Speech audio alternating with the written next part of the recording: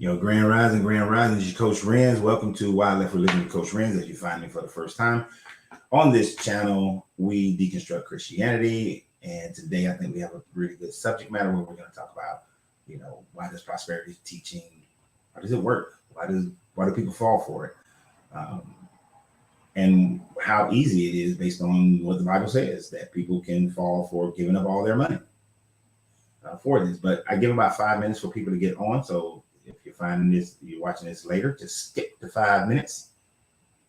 And I'm on a cigar lounge, so I'm going to a cigar company. So I'm going to smoke my cigar. Got my coffee. Ready. Sorry, I know I put out that I was going to start in 10 minutes, about 20 minutes ago. But I had researched this subject matter for about a different subject matter. And I had to make a video about it. So I'm getting that video published right now. Grand Rising Margarita, how you doing, young lady? Yeah. So I was supposed to start I was ready at 10:30, but this information that I had came across this morning. I started researching it, got all caught up into it. And I was like, let me make a little quick video about this before I get started. So I made a little quick video about it. Just waiting for it to finish loading. Then I'll load it onto the platforms. Well, it's Friday. Ready for the weekend. It is Friday, right? But more importantly than it's Friday, it is the Marine Corps birthday. So to all my devil dogs out there, Semper Fi, happy birthday, Marines. Grand Rising Rami. Glasses are right here. Yes, to all my Marines, happy birthday. One of the few organizations in the United States that I'm still uphold.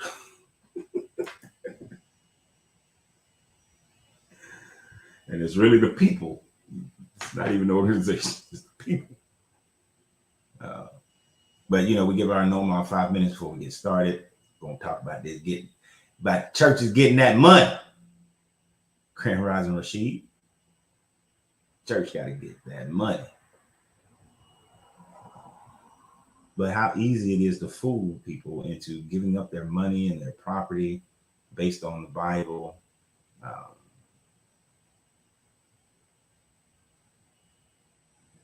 It actually had me fooled for a while, to be honest, when I was younger. And I remember when prosperity teaching became a big thing. So it had me for a second. But we're giving about 5 minutes right now. Just how y'all doing? How y'all doing? You not gotta let the people get a little opportunity for the people to get on. They get their little notifications and everything. Plus this video that I just made, which is why I'm starting a little bit late here. I gotta post this one.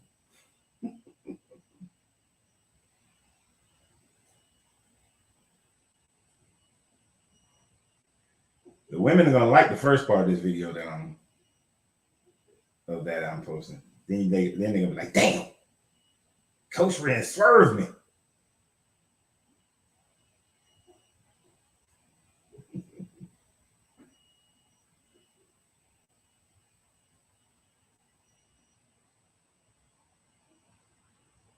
Yep, doing a little. They're gonna be like, I got swerved.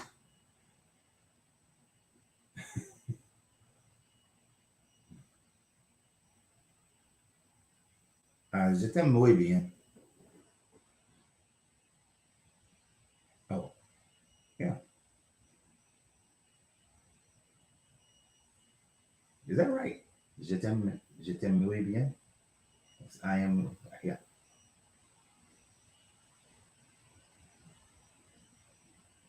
Trame, tu parles en français?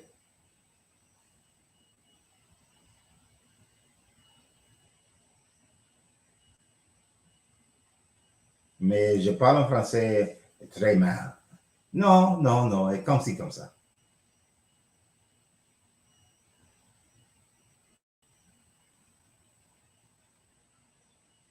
Yeah.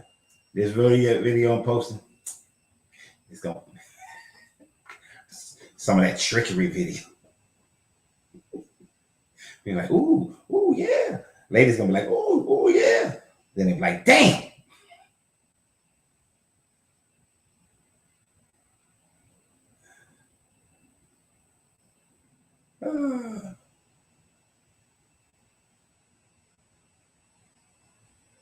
Oh man, I love to do it too.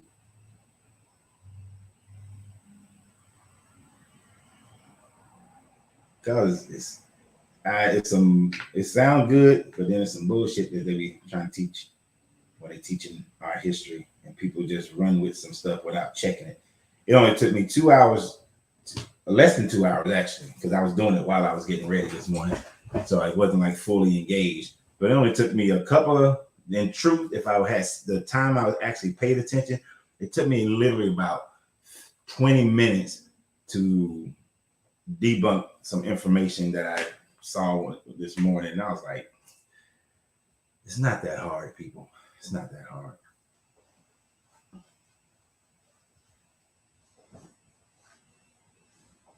No. I'm not a scholar in French. I'm not. If you drop me in France or in France, because I thought I could speak to a Haitian person. Hell no. But if you drop me in France, I can survive. I can get by. Um, what? Because it's one of those when I start hearing it, shit just starts rolling. And I may not be able to respond all the time, but I know what you said. Oh, you know what? Yeah. Okay, Spanish. That is that how you? Yeah, muy bien, y tú. You know that is the same, exactly the same in French. I think. B-I-N, M-E-Y-A-I-E-N. Y. Yeah, that phrase is. I mean, I know they come from the same family language, but that phrase in French and Spanish, it's exactly the same because it's very good. And you,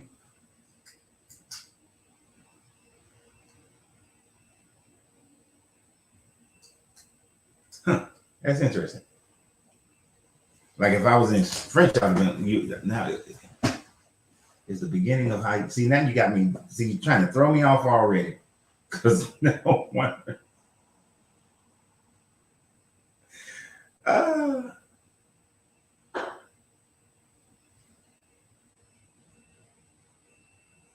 because if I was like hola, ¿cómo se va? No, ¿cómo se va is French. How are you? I can't remember right now what Spanish is for how are you. Anyway, that ain't the subject matter.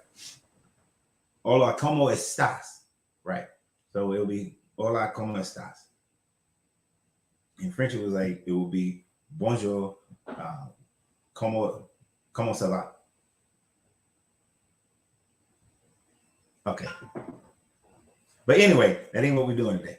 And I hope I got the comment ça va right. It's been a minute. Anyway, that ain't what we're doing. That ain't what we're doing. That ain't what we're doing. That ain't what we're doing. Y'all, no. I did just publish a video that after the live, y'all can go check it out.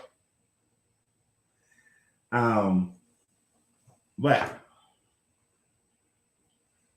how many of y'all have heard? I mean, I know y'all have heard of prosperity teaching and preaching. I know you've heard of it, right? What do you think about it? Do you think it's all a farce? Um, or do you think that it has some merit?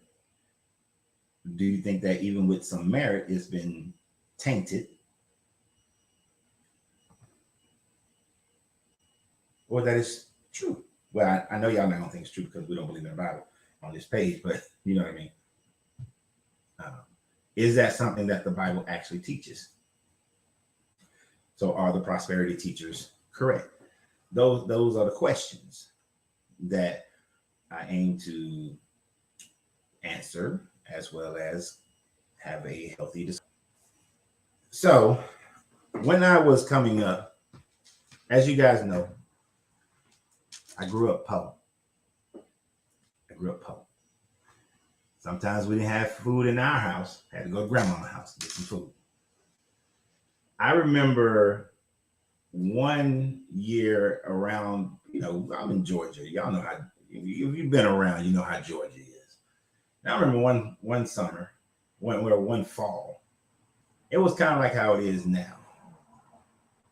But it was November and it would be warm as heck during the day. And I had on shorts. I remember it was a green shirt with some green shorts with a white outline bordering around it. And some white tennis shoes, and I had these white little knee-high socks. And I was out running around and playing with my friend William. We was at our little clubhouse we built in the woods. We playing basketball. We run around. We having a good old time. It was fun. It was great. Nice and warm Saturday. No, it was Sunday. Nice and warm Sunday.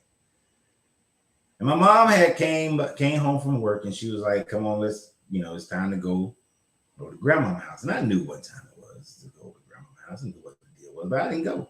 My brother and sister got in the car. They left. I kind of hid so that my mom couldn't find me. And back then, things were different. Your parent leaves. They know you're in the neighborhood. I'm about, I was about 9, 10 years old. She leaves. She know I ain't going nowhere. But she locked the door because she thought I had my key. Well, it get along about 6, 7 o'clock. And William's mom tell him, "Hey, time for you to come on in and have dinner and everything. It's getting cold out there." Well, everybody started going in the house, all the other kids. Staying along about 7, 8 o'clock. I'm sitting on the front porch of the apartment. It's cold. It starts getting colder. I started crying. Every time I see a car pull up, it's not my mom. I'm crying. And it's cold and everything. And I remember it was traumatizing. And then when my mom finally pulled up, and I was sitting on the porch crying. It's about 9 o'clock now. And I've been sitting out there for like 3, 4 hours. And I'm crying and everything. And she was like, "Well, you wasn't here. And I know, what time we go over, we leave." And she was like, "Where your key at?" And I was like, "I left it in the house." And I cried. I was like, "I'm cold and everything." And she was like, it get cold at night. What it get cold at night. You should have been there because we hadn't got our winter clothes yet. Right? We hadn't got any. I was a growing kid, so my winter clothes, and I grew those. So, I didn't have any winter clothes at the time frame. It wasn't time to go get that. Oh man, and I was tired and hungry and cold. Tell you what, after that, I was always on time when it was time to go to grandma's house. But the point that I'm getting to from a childhood trauma is that I grew up poor. We just couldn't get clothes like that. We really didn't get winter clothes until about Thanksgiving.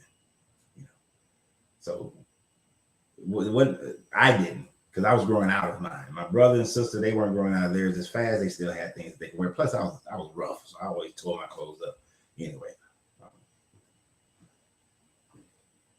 So, I didn't like being poor, just so you understand.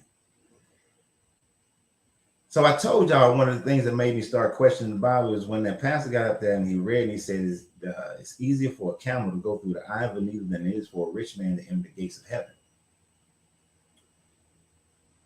And I tried to figure out how can a camel get through the eye of a needle. And it wasn't until I was 20 years old in Israel that I actually saw what the eye of a needle is. As far as it being a gateway that's about 6 feet wide, 8 feet high. There are some smaller ones, but in general, those are the ones that I saw. And only about a couple of weeks prior to that, I told you how we was in Oman and damn camel stepped on my tent in the middle of the night, and I had to sleep on top of these crates. But I've seen what a camel looked like. Plus, I had been to Dubai. And then back then, Dubai still had camels that was like right there by the city. In Bahrain, you could see camels. Jebel Ali, we saw camels. So yeah, I knew what a camel looked like and the size on average. And so I realized that a camel can easily pass through the eye of a needle. You just have to be able to take off all the luggage, all the baggage, all that sort of thing. But there's a part of that story that still didn't click with me at that time frame that many people don't think about. Same lifetime being little, I understand. And one of those things that stuck with me that I didn't think about for a while that's in that writing is that in that parable, in that story, there's a young rich man who comes up to Jesus and says, how can I get into the kingdom of heaven? And Jesus tells him, keep all the commandments, right? And he says, I kept all the commandments. And he said, like what? He said, I don't steal, I don't kill, I don't do all those things, right? And then he tells him, I need you to sell all your shit, all your stuff, and give it away and follow me.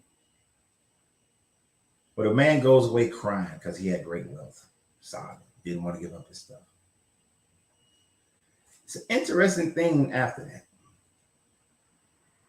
So then Jesus does the whole story about the eye of the needle and the camel, right?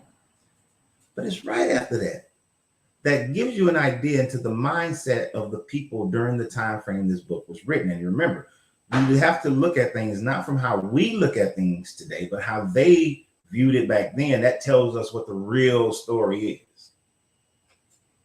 And he said, the disciple said, if he can't get into heaven, what hope is there for us? Now, what y'all think about that for a minute? I want you to think about that for a minute. They said, yes, it's all a scam. I'm with you there. Grand Rising Debbie, Larry, Sauce Boy. I'm gonna call you T.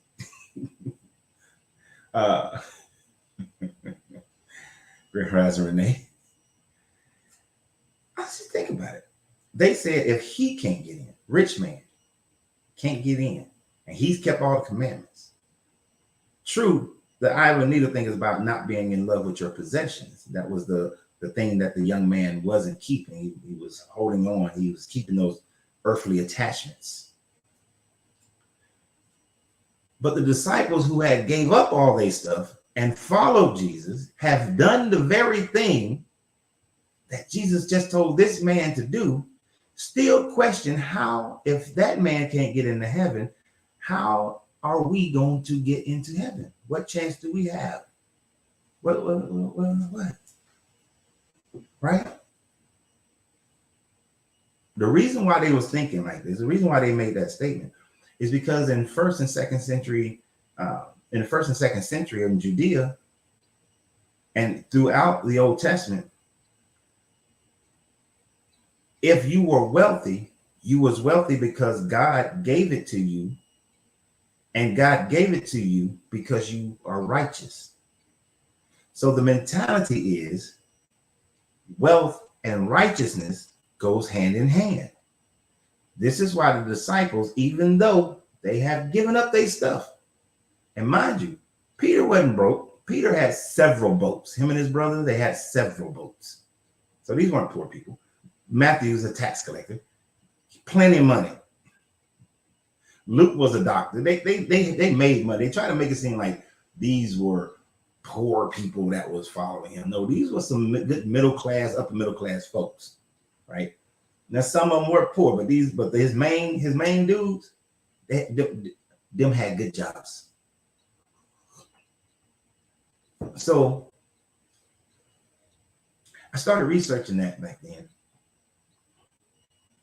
and started looking at the Bible, because one of the things that I started, one of the parts of the Bible that I used to hold on to, and even when I'm talking to, like, when I was going through this moment with some of my Christian family members, and they was like, oh, you do this business, then a few years later you're doing that business, then a few years later you're doing that business, then some years later, you're doing this one. That's why they were so happy when I had the popcorn shop for 12 years.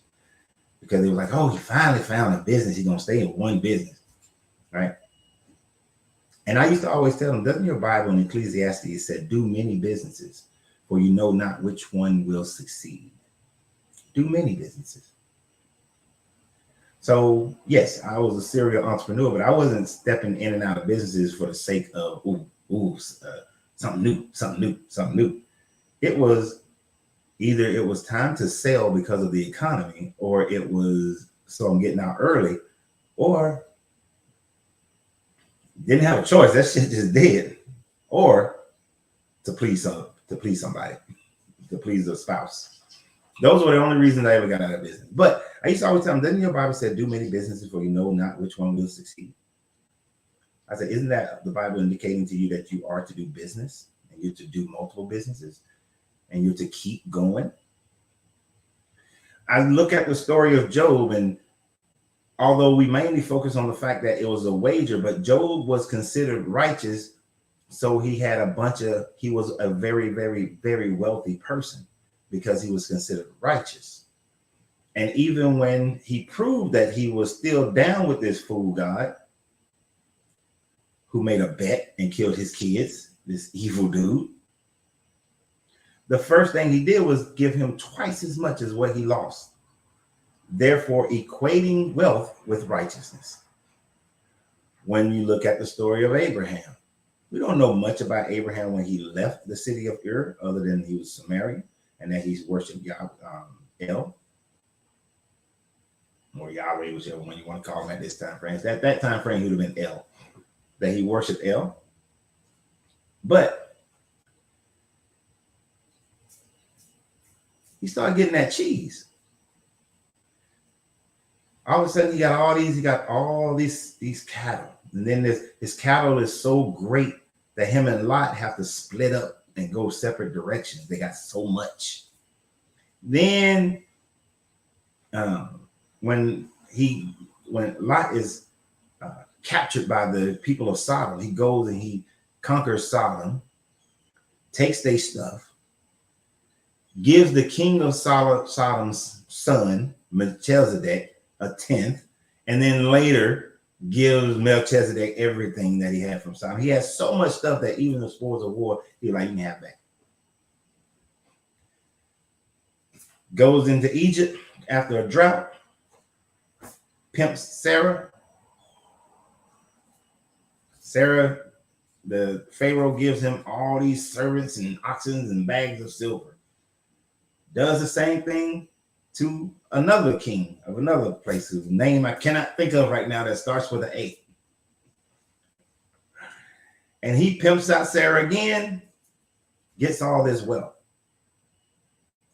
It goes on and on through Isaac, through Jacob. You know, Jacob worked for Laban, but then tricks Laban and getting all this and builds all this wealth, then leaves, has all this wealth. Even Esau has all this wealth. King David goes from, that and has all this wealth. And David's granddaddy, great-granddaddy, is it granddaddy or great-granddaddy? But whichever one Boaz is a man of means. He got workers and fields and everything. He got money, and then marries Ruth and get even more land and money because he marries Ruth in order to gain the inheritance left by Naomi's husband, because Naomi's husband's sons all died and Naomi can't inherit the land. So it's supposed to go to the eldest, elders of the family, but that elder would have had to have married Ruth or Naomi in order to get it. So Boaz instead marries her and gets all that stuff. The Boaz and Ruth story is just swerve. It's how, if you want to understand how to have a political power money marriage, there you go. Ruth and Boaz. Tell you that story right there. But got money. Jesse wound up having money. Well, Obadiah got money. Jesse ain't as prominent, but he got some money and close enough to the king that David is in there with Saul. And, then David money, Solomon money, all money. Everybody who is portrayed in this Bible as to be righteous, as to be in the line, they all had great wealth. So it is, and it's a good swerve if you think about it. If you make the people believe that God, the righteousness, is akin to wealth, then the poor people don't fight the rich people because you think they're blessed by God. And that's what the prosperity teaching does as well. It tells you that your blessings, your righteousness is connected to your blessings. Now, of course, they got, will a man rob God? Lo, he has robbed me. You got to get that tithe money. Got to get that tithe money. Even though it goes against what Jesus said. Jesus was saying that, hey, you see that lady who gave 2 pennies? And you see all them rich folks who came down and gave, and they had trumpets and blowing and parades and all that. She gave more than all of them because she gave from her heart.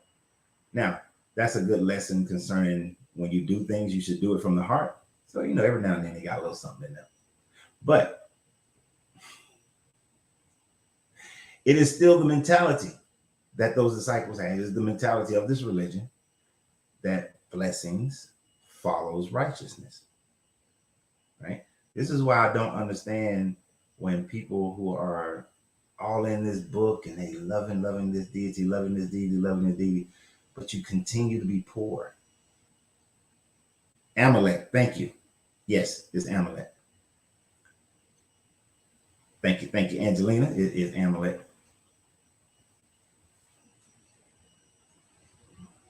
So, I 2 things you'll always find in a Black community: a liquor store and a church. Stacy, you ain't never lied, and you're gonna find more than one. Me and Angelina, we was driving through my old neighborhoods, and in less than a block, there was 3 churches. There's always a little bit of truth in a good lie. You have to have a little bit of truth in it, which is why the prosperity teaching works. That's why it works. Because think about everything that I just said. And I know I'm just scratching the surface, just in the crust layer. You could literally build a church based on prosperity just on those ideas right there, by pointing out all those patriarchs and how they all had money. And then you can tell the truth about Jesus. Jesus was not a poor person. He did not grow up in a poor family. He grew up in a family of means. Joseph was a stonemason. Jesus would have been a stonemason. Joseph's family had some money. Jesus would have had some money. Mary's family had some money. Jesus would have had some money. These people had enough money to, now, when people think about in one version, they leave Bethlehem and they go to Egypt, right? How many of y'all got money right now that you can just pick up and move, and not just move to another part of your town? To go from Bethlehem to Egypt during that time frame, even though you were still within the Roman Empire, but to go to Bethlehem to Egypt would be equivalent to you just picking your shit up right now. And see, I want to say moving, the distance is like moving to Texas, right? Except they on a donkey. They on horses and camels, right? Y'all, yeah. Today you get you a U-Haul. So it'd be like you and your U-Haul, but you moving to Alaska. So how many of y'all can pick your shit up right now and just move from here to Alaska? Because I gotta put a little more distance on it in order to make it fit the expense and the time. Because you're talking about about a 6-day journey, 6 to 9 day journey with a woman who just had a baby and a newborn, and you're abruptly leaving. So you got all of your stuff. Yes, you understand what I'm saying? You got to have some money in the bank to do that. And then there's the information about Jesus that you don't know about. You know, you got the little thing. He's 12 years old, and they go from Nazareth to Jerusalem, and then he gets left stop at the church, and then he goes and Mary like, "Where you been? Take your ass not to stay right from me," and, you know, and they go back. So they're making this journey. Poor people in those times, just like in today's world, did not make journeys like that because they couldn't afford it. You know how many Arabs I met who have not made their, what's it called, the Hajj, haven't made their Hajj to Mecca because of economics. Because of economics. That is one of the things in Islam you have to fulfill, but they can't afford it. This Hajj that they making from Bethlehem to Jerusalem, granted, is not as far, but I've met people who live in Saudi Arabia that makes it easier for them to get there and, you know, catch a bus or something, right? But they can't afford it. So even poor people in Bethlehem, even though Bethlehem to Jerusalem is like, it's not that far. It take you like a day or two if you were walking, but it's not that far. I don't even know if it would take you a day or two. I forgot how far it was, but it was close. I know it's 45 minutes on a bus. I remember being like about 45 minutes to an hour on a bus. But they wouldn't have been able to. But so, I mean, I know people met. How many of y'all have met people in your city and they've never left your city limits? They've never been anywhere outside your city. How many met people who've never been outside your state? So Jesus had money, and he was a skilled craftsman in a craft that had a craft guild called Masons. But we're not talking about Masons today, at least not right now. So this guy, Jesus, not poor. Peter had a few boats, not poor. Matthew, accountant, not poor. Luke, doctor, not poor. Matter of fact, there's a story in there. We talked about this before. Before he fed everybody with a 2-piece fish sandwich, remember, one of the disciples said to Jesus, it would take the 12 of us, the 13 of us, it would take our combined effort of 30 days of work to feed this multitude, whether it's 4,000 or 6,000. And of course, you know, they're only counting the men. So of course, there's more than the 4,000 or 6,000. But he said it would take our combined effort, 13 people, 30 days of work to feed that number of people. How much money do you think you got to be making? That your month, if you take the month pay of 13 people to be able to feed anywhere from real number of around 7,000-8,000 to 10,000-12,000. How many? It's 25 people on here right now. Unless there's 25 of us who are on here right now decide we're going to feed 12,000 people. If we decide we're going to feed 12,000 people, if we were going to feed them something decent and good, unless some of y'all are making some really good money, I don't think we can feed 12,000 people a steak dinner. I don't think we might not be able to feed them a seafood dinner. Now we're doing some bologna sandwiches and cheese. We could do it. We could do it. But a nice seafood dinner, steak and potatoes. I don't know how much money y'all make, but on average, your closest 25 people, the closest, any person that's closest to 25 people, unless you got money, you ain't making that. Not to feed that many people. Grand Rising Brett, I asked a question yesterday. Has anyone who have prayed to this deity for anything and received it? If yes, let that person say how. Yeah, nobody was able to answer that yesterday. Not as far as praying to this deity. But so when Jesus and them wasn't poor, they weren't broke, they weren't walking around begging. The man was making fish pull up with pieces of coins in their mouth, according to this story, with gold to pay their taxes. If they poor, what taxes they paying? They're not poor. Now they expected more, but they're not poor. That's the deal. So it's easy to teach prosperity. You can teach prosperity.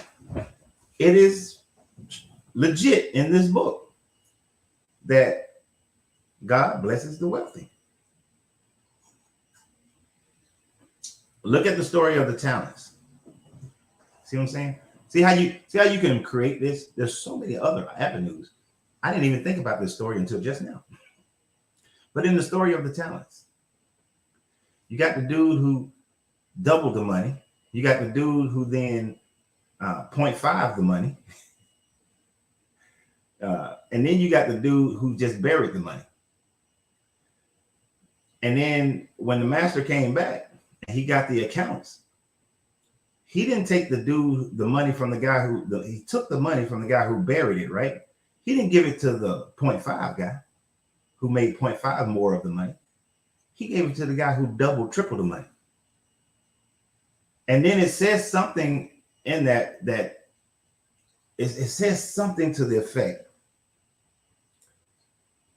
that those who have will gain from those who don't have. It's something like, oh hell no, I gotta find that.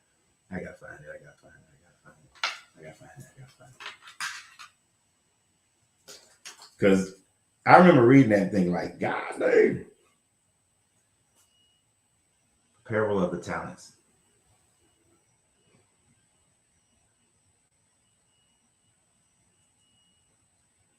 Yes. In Matthew 25, verses 13 through 30. But we all know the story. But what we want to get to is after he called them the wicked. Because there's two versions of this here story. Yes. So when we get down and start at verse 27. Verse 27 reads, "Then you ought to have invested my money with the bankers, and at my coming I should have received what was my own with interest. So take the talent from him and give it to him who has 10 talents. For to everyone who has more, for to everyone who has will more be given, and he will have an abundance. But for the one whom has not, even what he has will be taken away, and cast the worthless servant into the outer darkness. In that place there will be weeping and gnashing of teeth." Now, many people want to talk about this one and say because it got the weeping and gnashing of teeth and refer that to hell, but no, he's talking about where the poor people live in the ghetto, where there is many crimes going on, many people are find themselves, depressed and fighting over every little scrap. But let me say it again. So take the talent from him and give it to him who has the 10 talents. For to everyone who has more will more be given, and he will have an abundance. But for those who have not, even what he has will be taken away. So the rich keep getting richer, and the poor keep getting poorer. And the poor gonna be fighting and scrapping, weeping and gnashing. And the rich is blessed by God because they took that 5 talents and turned it into 10. That was the story that Jesus told.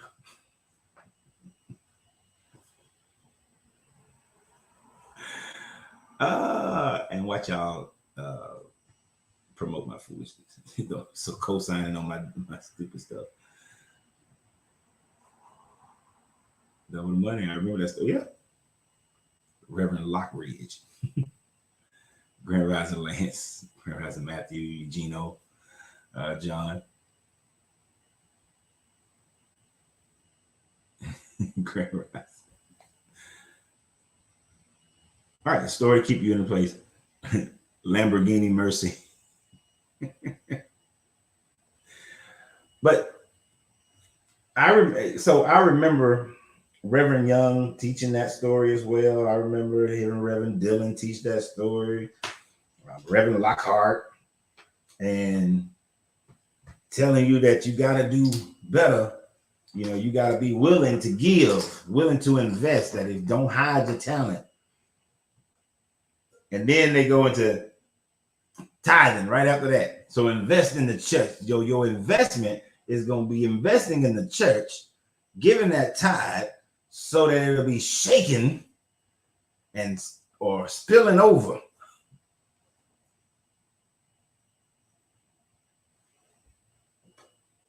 But it's interesting that yesterday when we was talking about taking God out of a country, more secular countries, one of the maps that I had pulled up showed that where there are in the United States, in counties where people are more religious, they're more impoverished. That the highest concentration of religion is in impoverished areas. When the book sounds like it's against poor people, that is telling people that you shouldn't be poor. And it gives you lessons. It does I'll give it some credit. It gives some lessons of how not to be poor. Do many businesses. Measure twice, cut once. Meaning do your research before you get started. You know? You know, it sounds like Reaganomics. What does that sound? Is it raining? Yeah, it's raining. I don't know. But anyway,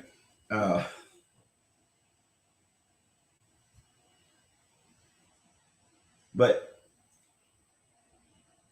because of that teaching of the promise in heaven, don't worry about what's going on the earth. Don't be concerned about that. But yet, even in that parable, it's telling you, hey, no. The righteous get rich on earth.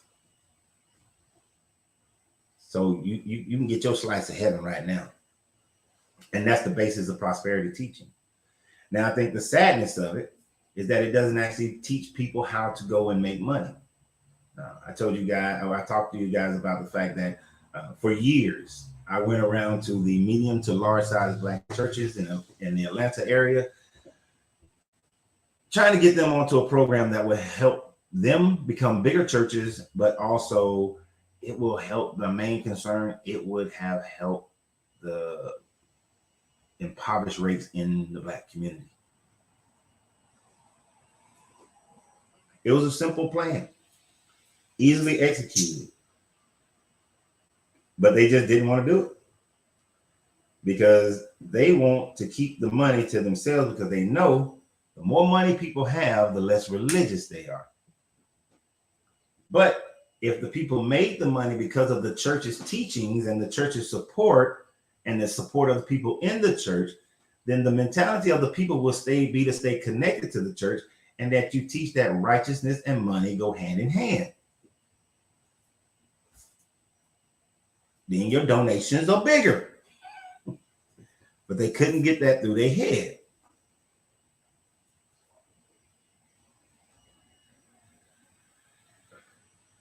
My problem was that the preacher tell you to give, but I really don't see them do the same. Of course not. You know, I've had the preachers, they come and they put their little envelope in, but I never saw what was in that envelope. And then you put an envelope in to get it right back. Right? So how much are you really putting in? It's kind of like, so yeah, I know I own cigars, right? If I buy my own cigars from my own shop, am I really paying the full price, or is some of that coming back at me anyway, right? Because some of the percentage of what I'm paying out is coming back into my pocket anyway. So I'm not really paying an equivalency.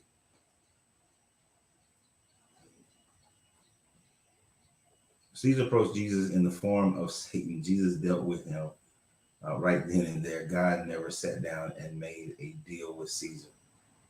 What? Okay, so first, Satan. I know you refer to Satan as the devil, even though Satan ain't the devil. I ain't gonna keep explaining that. But in what story did Jesus deal with? You talking about when he was tempted on top of the thing? I don't understand your point, John. You got to clear that up. Prosperity teaching is a hustle, but the hustle is based on stuff that they pull from the Bible. If you actually follow this book, yeah, you ain't supposed to be poor. Poverty is more akin to evil. But they hustle. It is a hustle, though.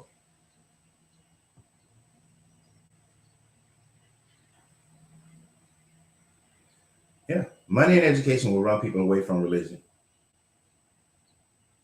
Smoking possible profit, which is why I buy it. I buy it from, even when I had the lounge open, I would buy my cigars.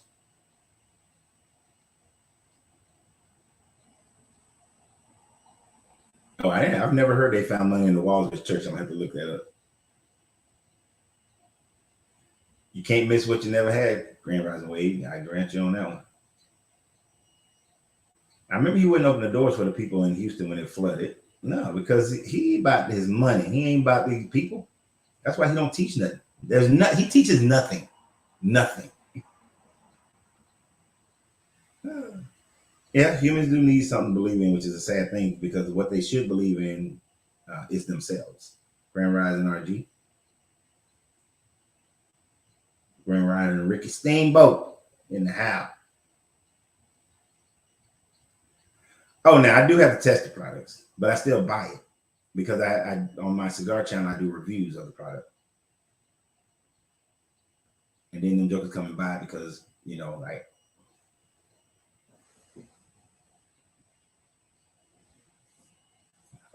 I can break down a cigar.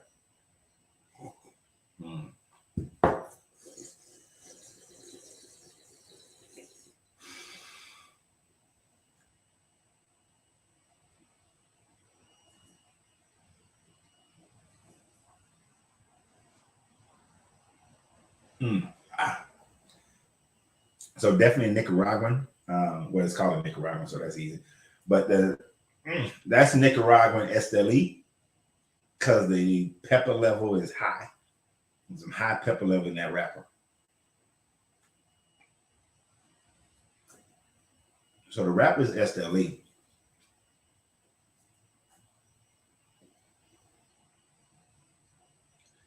I'm getting more coffee than cocoa, so I'm thinking the binder might be Condega from Nicaragua, Nicaraguan Condega.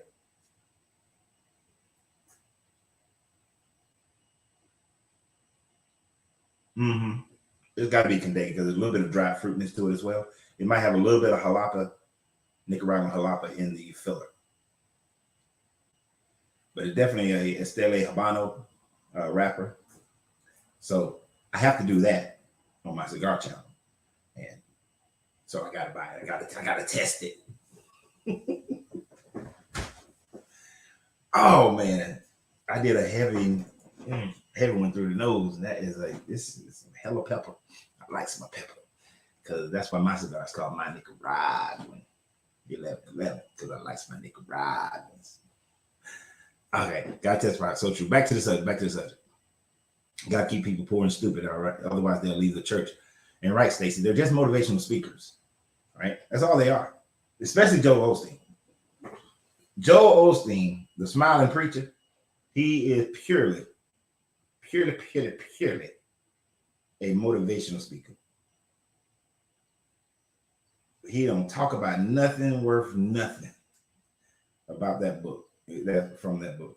But he admits he never wanted to be a preacher. He wanted to be the audio visual, the television production part. But I think his dad got sick or his dad passed away. And that's why he wound up having to preach. So he didn't know shit about the Bible. He wasn't a true student of this book, so he don't teach outside of what he knows, and he don't know that. But you think by this time he was studying, but he not made so much money and built that church so big. Why change the formula? Until the formula don't work, you don't change the formula. That's why I never understood why Coca-Cola came out with new Coke. The formula was great. Why you change it? That's a great lesson in not changing the formula. Look what new Coke. That's what they did with Coke, and it was a failure. So you don't do it. So he's not going to change his formula because he is winning. Because the best thing you can sell people who don't want to research, don't want to study, and who are in a bad situation is hope.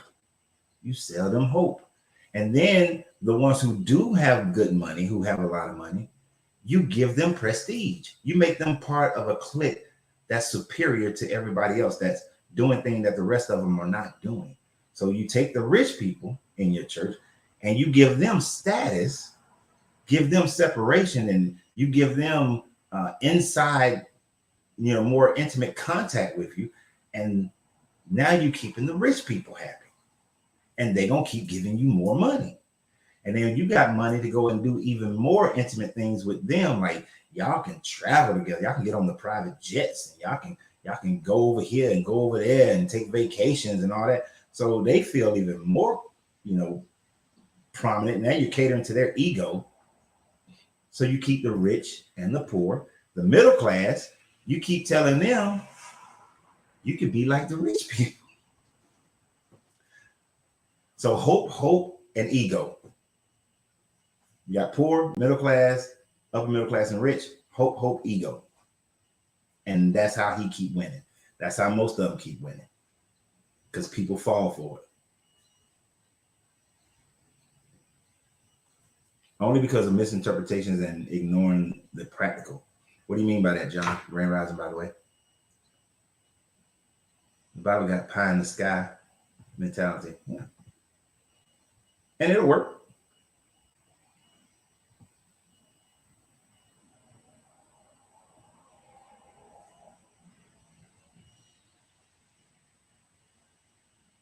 Funny how he and others can people out of they can trick people out of their money. He never has to preach from the Bible. All he got to do is be able to quote a few things here and there.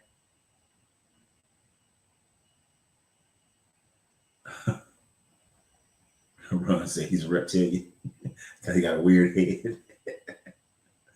Kenneth Copeland. That video is so funny. COVID-19. I'll blow you away. So whatever he some shit he did like that.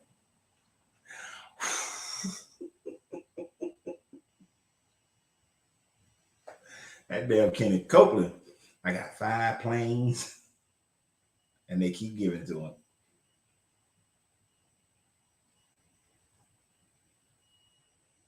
You seen what in real life? Wait, the strategy of the preaching, of how they do it, the tactics, yeah.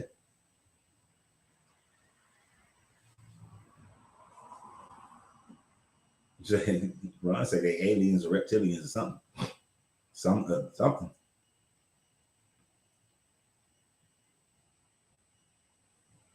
Back in the day, people looking for more spiritual life.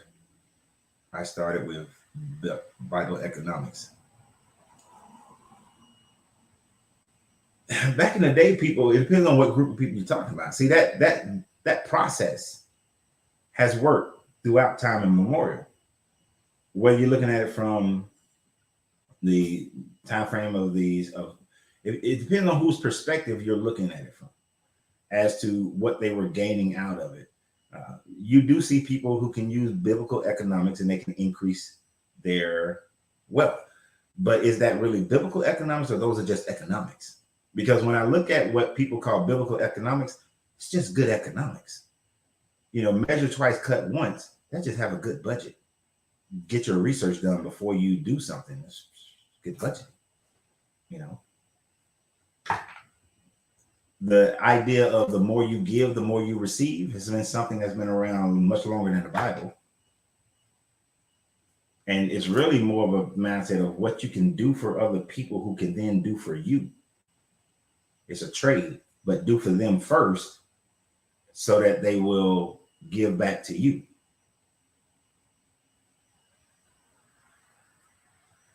Yeah, I'm not. Yeah, why change if it's working? Your granddad had a church, and my other family members are heavily involved in the backroom stuff at church. They all turned out to be really just thieves. Some of them have even been caught. Yeah. A guy was telling me how he was at this church one time. So this is hearsay. I wasn't there. And but I've seen this done in many churches. They brought a lady up. The church is going to give to this lady because she's in a bad way, or they just decided the church I was at, they would just pick somebody out. And they had collected like $12,000. But when they got to 8,000, they stopped counting and said, "That's good. There you go. That's good enough for you." And the church kept the rest. And he was in the back with them when they did that, according to him. So it wasn't something that he heard. It's something that he claims he witnessed.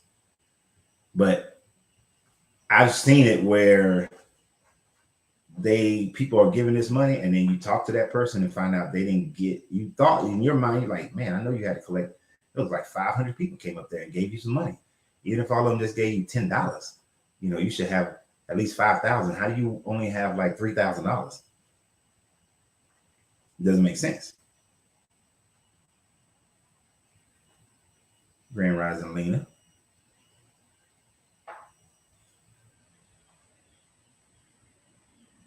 Oh, con. Say it's all a con.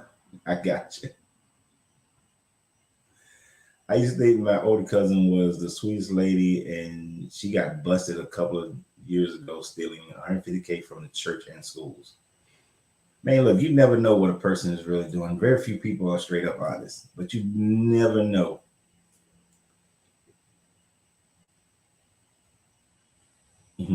David Icke calls it Satanism. I haven't seen one of his videos in a few years. I used to like him. I mean, I still like him. I just haven't seen anything from him. She was a treasurer, name on the plaques in the church and all. Oh, Grand Rising Dana. Oh, Diana. Sorry, Diana. Diana, Grand Rising. But yeah, these tactics that they use is because people can go in this book and they can look it up, and they can take one of those stories.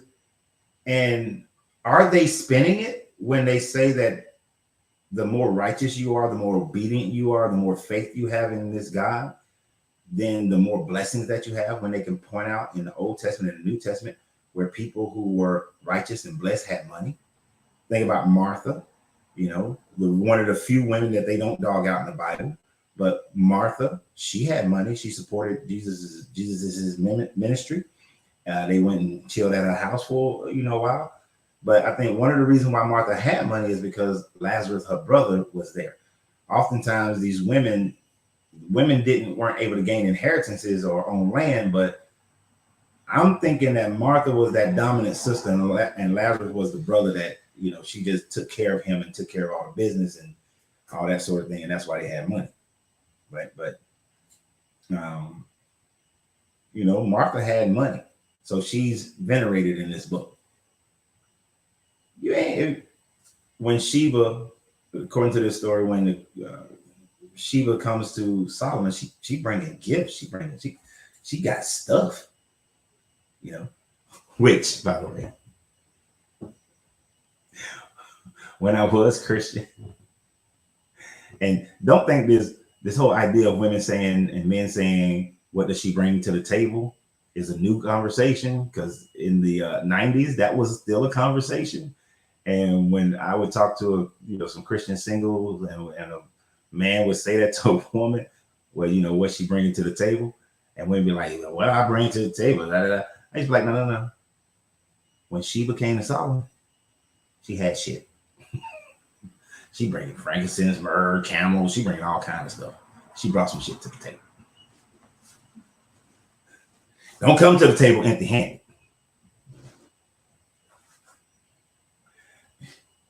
Don't get me wrong. TNA is great, but you got to have more than TNA to come to the table. Right? I was, yeah. So She's glorified, but she had money.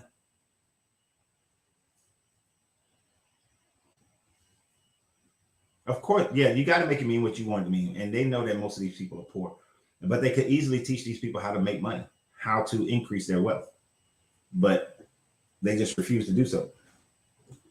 Trust me, if I would have followed that path and became a preacher, because I actually started to become a preacher, even though I didn't believe in this shit, just for the simple fact of building a mega church on the principles that I wanted it built on, as far as increasing the wealth of the people.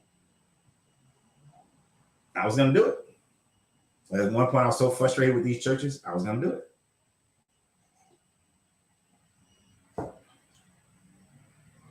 Back in the day, you're right. Back in the day, in the original ideas of those people, the dowry was a woman's property. And the husband actually would go and live with the wife's family.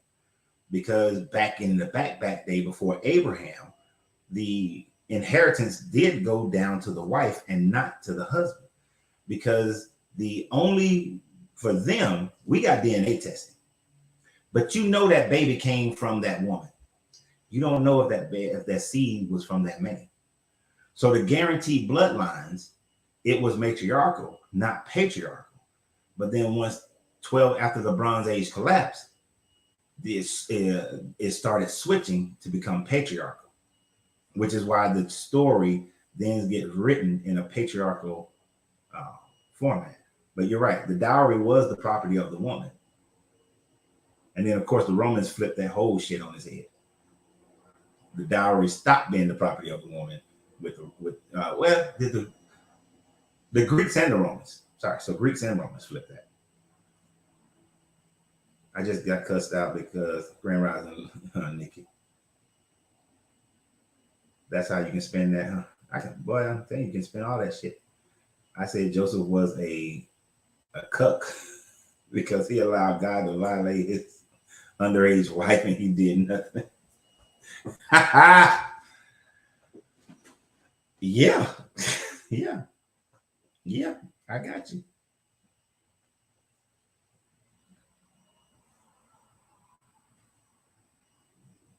Right, the dowry came from the wife's family. Later on, when you get into the Greeks and the Romans, it started being looked upon more like they started switching up the stories, where the husbands started paying the wife's family a dowry in order to gain the wife, and the wife became property. So this is why I'm saying it switched up early, long time ago. I'm saying the Greeks and Romans really flipped it, but it switched long before that, where they start teaching that there was a bride price. So now the husband has to pay the family for the wife, when it used to be the wife's family paid the husband. Gave that property came with the wife because she inherited things. But now you got to buy the wife because now the woman got value and you want to offload her from the family. This is why we had that long tradition where the wife's family paid for the weddings, because it's now it's that inheritance thing.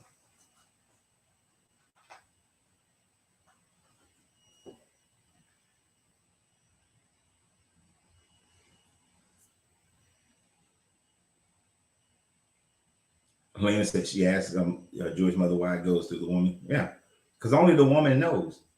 Only the woman knows who she has sex with, but you are guaranteed the bloodline if it's through the mother.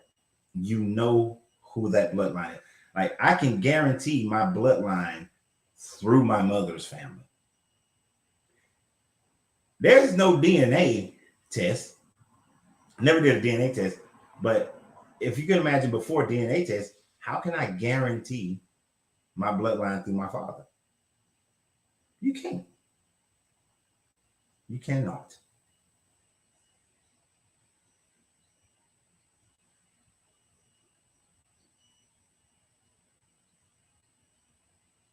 Yeah, women used to have more rights. especially before the Bronze Age collapse. But you got to remember, uh, you don't get the Israelites until after the Bronze Age collapse. And their interpretations, their change in their culture, that Canaanite culture changed after the Bronze Age collapse, because you have about 200 years of civilization, 300 years of civilization going through somewhat of a regression, a dark age, until I think it's the Iron Age came after the Bronze Age collapse. Yeah, they went from getting paid to buying. That's why your stories, that's why some of your laws and some of your stories is like Jacob had to work to get Rachel and Leah. He had to pretty much pay to get Rachel and Leah. That's why in Deuteronomy it says that when it's talking about if a woman who's not married, not betrothed to someone, is raped, then the man has to pay the father 50 pieces of silver, because you just wrecked his product. His product is his daughter. The daughter was looked upon as the property of the father. Now, who's going to pay that bride price? And it literally says that he is paying the bride price in order to gain the daughter now. So after that Bronze Age collapse is when it flipped.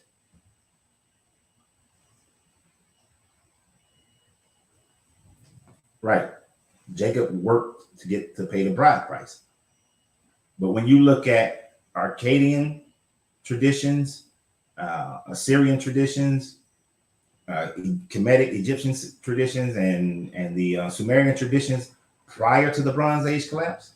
So you got from like 8,000, about around 8,000 BCE up to 1200 BCE. The norm was the bride, the matriarchal. After the Bronze Age collapse, shit started flipping.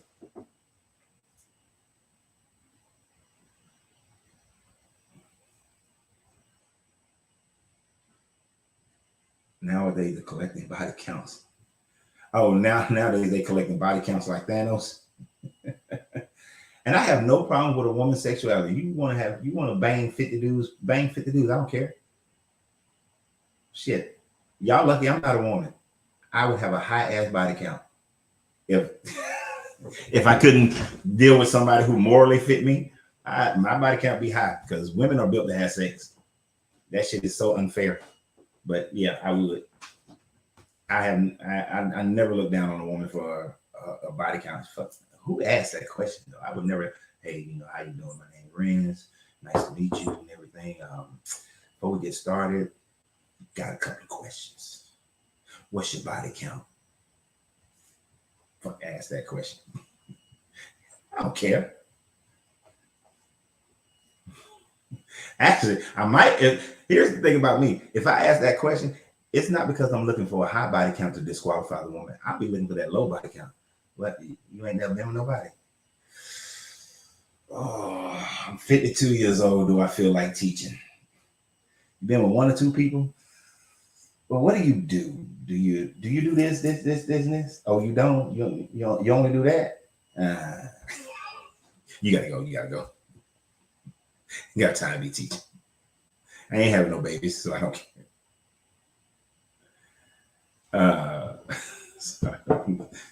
I got myself off track. Where we at? What did I miss? I'm sucking them Power Rangers, brothers, and them motherfuckers. Hebrew Griswolites. Yeah. Oh, it is pimping. Yeah. No, they didn't have much of a dowry. There still was a dowry. Yes, John, you're correct. They still had somewhat of a dowry, but you still had to pay a bride price, which was more than the dowry. They didn't have much of a dowry by this time frame. It wasn't like back in the day, And then remember, Jacob tricked Laban into gaining more and more of the cattle with some magical wood painting and sex with animals. So most of the wealth that was acquired by Jacob was done through his Bible magic. So they didn't have much. They had a slave. They had some slaves that took they handmaids. Pimping.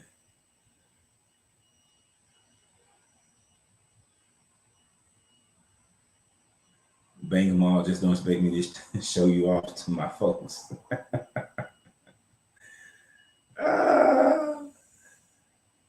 Yeah, they were. Ooh, no, I ain't doing all that. That's nasty, Nikki. That what is that? That sadomasochism. I can't go. Ooh, that's way too far for me. Yep, I'd be a slut if that's what you're talking about, Ron.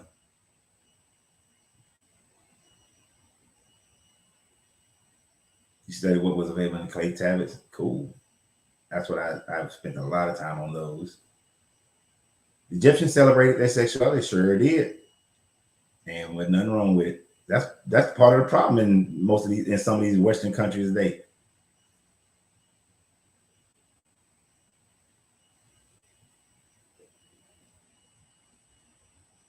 Semen retention, I don't go for that.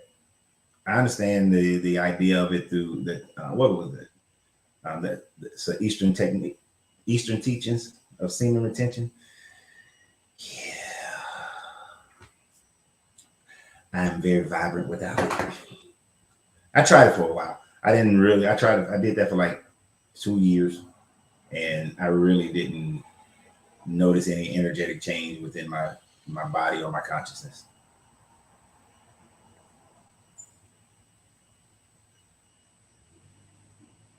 Yeah, they do it too much now. That's the stuff I'd be scared of. They do it too much now, and want to play in places of a man that they shouldn't even be interested.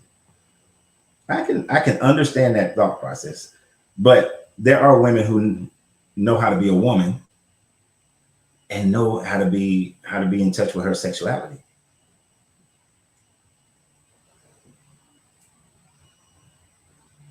For those that don't, all right, bye. I'm good.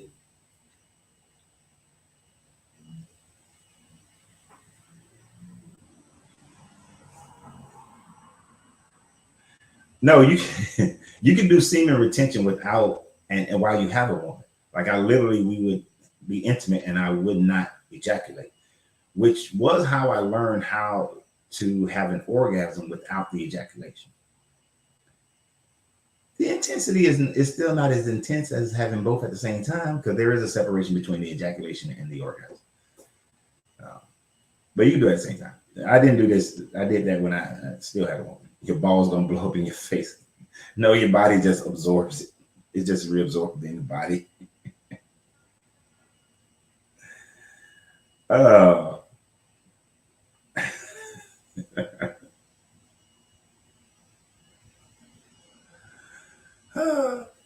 that's why these men so angry. Said, "Don't screw a son-in-law smarter than you." Yeah, he tricked the shit out of his father-in-law. No, yeah, I mean that's why I'm saying I did it for about 2 years. I didn't notice a difference as far as my energy and my vitality, my consciousness, nothing. So after 2 years of focusing in on that, I was like, man, please, I'm gonna have the better version of intimacy. This shit got to go. Mm-mm.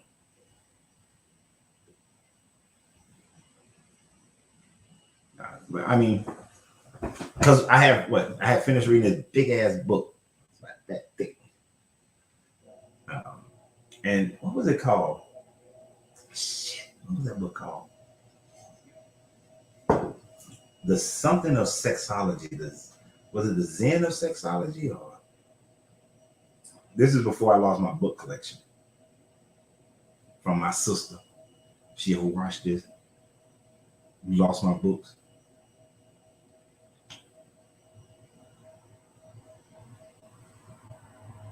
The Zen of sexology.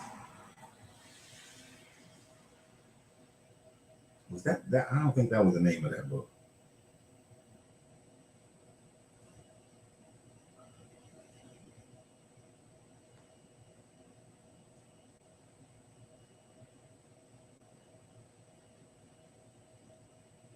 Although it did have some good meditations and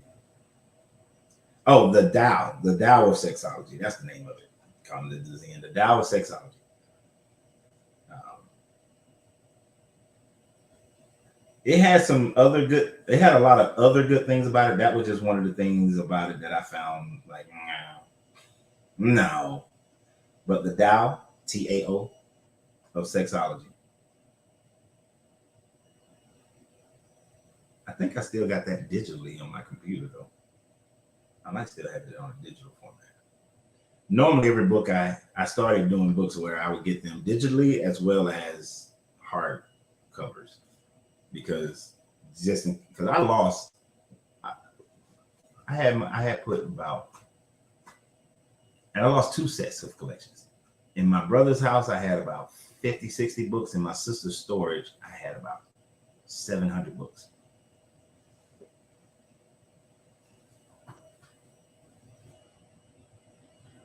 You can Jack and Jill off as much as you can. I just had sex all the time. Just sex all the time. Like, depends on what time me and Angie going out to the movies. Either she gonna get jumped soon as she walk in the door, or after we come back from the movies tonight. One of the two gonna happen. But she getting jumped.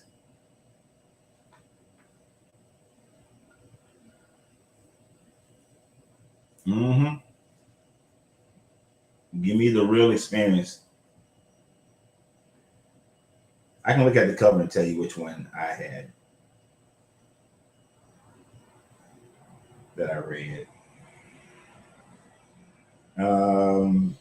No, the one I read was by Stephen Chang,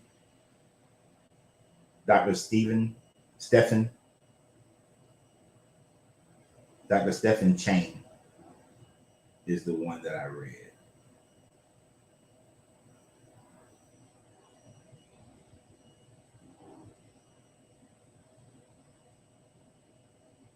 Yep. I'm looking at the cover. Yep, that's the one I had.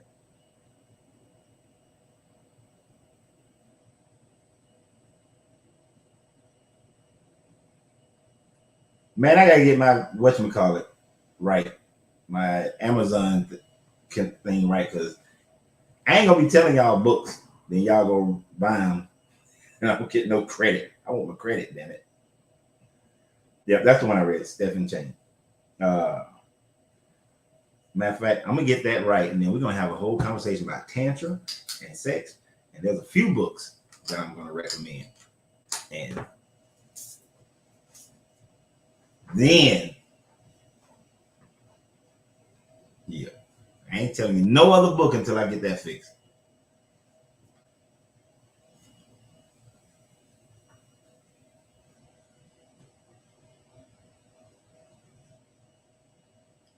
Trying to start your son with a book collection? Yeah, you should. Most people I know haven't read a book since they got out of school. Oh, so you read that book, Nikki?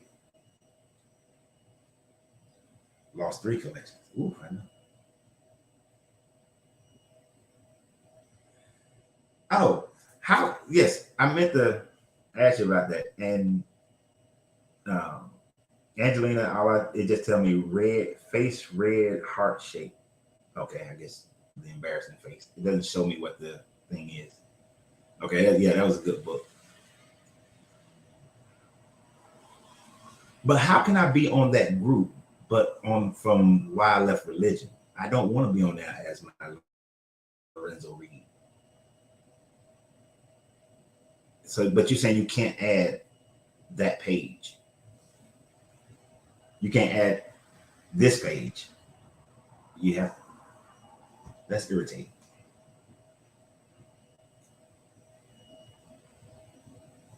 It's not how I want to be on there. because when I comment, okay, you say try. When I comment, I want it to be from. I want people to know where the page is coming from. But it's fine. I can make it work. I'm me. I make shit work. Because there's the right way, the wrong way, and then there's the Reed way, which my last name is Reed.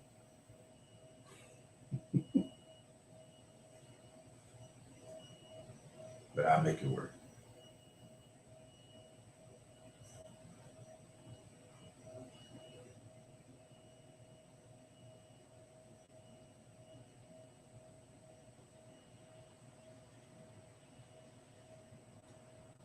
But we'll make it work. We'll make it work.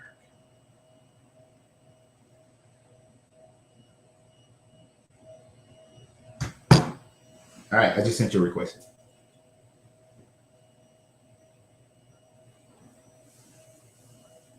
But I just refer people to the page.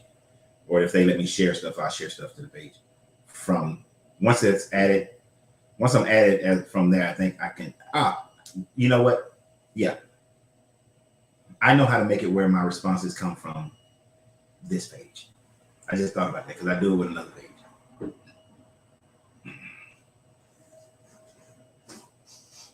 That's REID, Mr. Glenn Flint.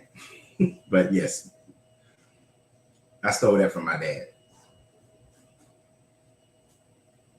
He used to say that once I started getting to know him, he used to say that all the time. Like when he installed the water heater in my house and he didn't use any direction, he said there's the right way, there's the wrong way, then there's the Reed way. But the Reed way gonna work. It's a little bit of wrong, a little bit of right. Makes it tight. And that's how we gonna do it. I have an app called Audible.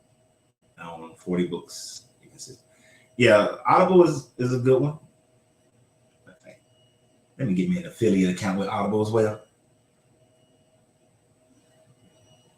Y'all not gonna be taking my recommendations and I not get credit. And see, that's what I'm talking about. People get mad at me sometimes, like we talking about this prosperity thing. People get mad at me sometimes because I will, if something can be monetized, I believe you should monetize it. You should monetize it. I can't tell y'all how many people I see have great followings. They're putting out videos and everything. And the videos are getting great following. Like, man, you better put that thing on YouTube and Facebook and monetize that thing.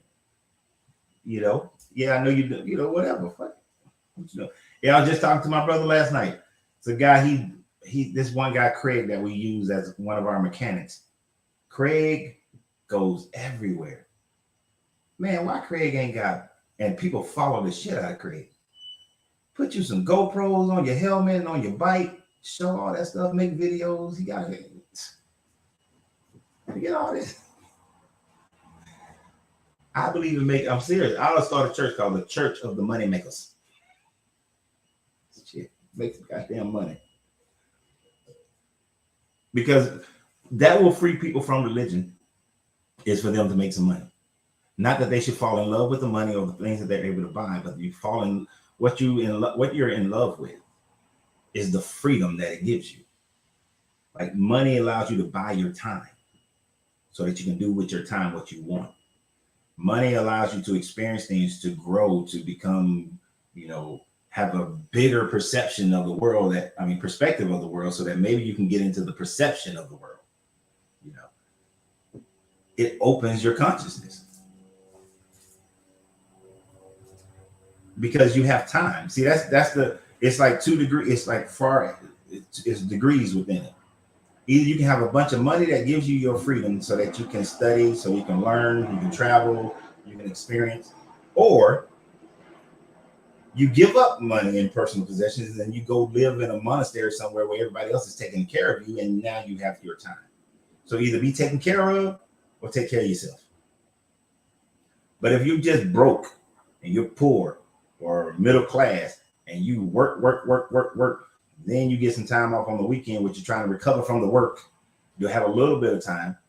You're not doing it. You can do more when you have more money. Even if you are a person, you go to work, you come home, you study, you look at videos, you read, You go and you go into museums and all that, but how much travel and how much of that can you do compared to if you had money and you had all day? That's one reason why I shut down the cigar lounge and the popcorn shop. Shit took up too much of my time.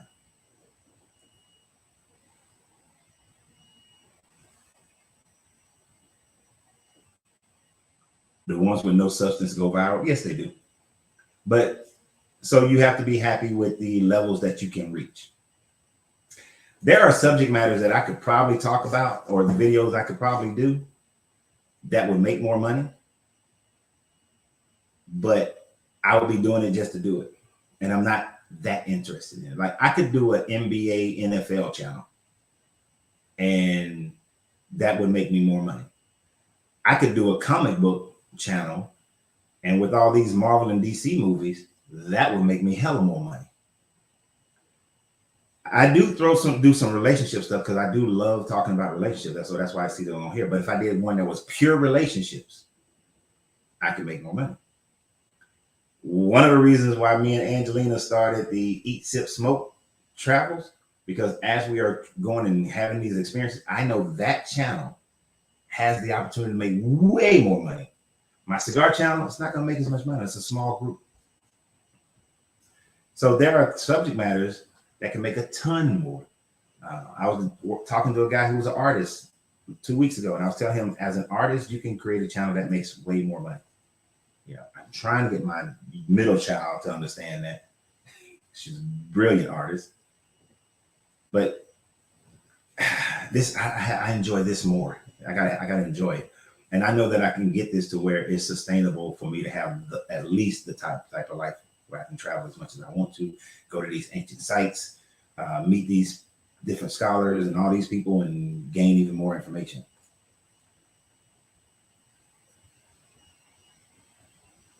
It's gonna make you a deacon. Wow. Hold your hope. You know, I used to think that he was saying hold your hope. Yeah, the deacon used to be like, hold your hope. But I thought he was saying hold your hope. I'm like, how he in church talking about hold your hope? Being broke sucks. Great lesson though. But you don't have to be broke. That's the thing about it. Nobody has to be broke.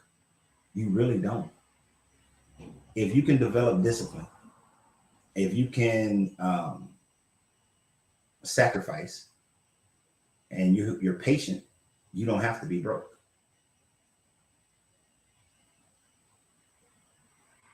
Hard to be spiritual if worrying about life. Yeah, it is. John, I agree with you 100% there. You cannot be, even for us who have walked away from this Bible, walked away from any other religion, but still desire or believe in a level of spirituality, if you are worried about the roof over your head, the clothes on your back, and the food in your mouth, the cars that you drive, insurance, and all these other things, it's hard even to be spiritual in that realm. There were, when I was going through business struggles, and as far as taking time to meditate, I wasn't meditating.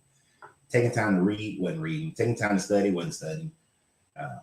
The best I could do was listen to videos. I had videos that I was listening to, certain people, and I would just listen to those videos. But I'm listening to those videos while I'm working, so I'm missing half the information. So I got to listen to the video 4, 5, 6 times. It's hard to do those things. That's why the prosperity preaching I'm not 100% mad at, because you do need to make money. It's just they don't teach them how to make any money.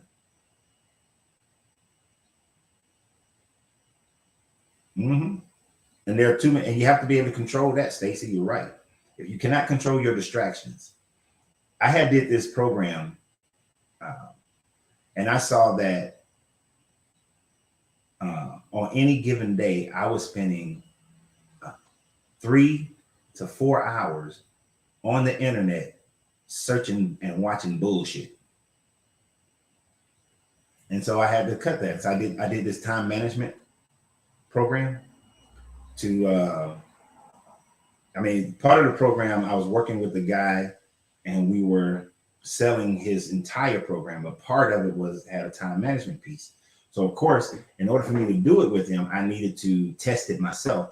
So when I was testing it, and this was like 2006. Yeah, around 2006. When I was testing it for myself, I saw how much time I spent on the internet and TV. And I was like, whoa, that's a huge amount of distraction. His total was about 7 hours between TV and internet was like 7 freaking hours. And mind you, I'm already working at that time frame. I was working about, well, even though I was working about 10 hours, there were times in between the 10 hours where I wasn't working. You know, like I have a client and then I might have an empty space for an hour or hour and a half. And then I would waste that hour and a half either watching TV or just surfing the net. So them distractions will get you. That's why you don't get by anybody except the vibe in your tribe. I'm with you. Those people can be a distraction as well. Appreciate that, Glenn.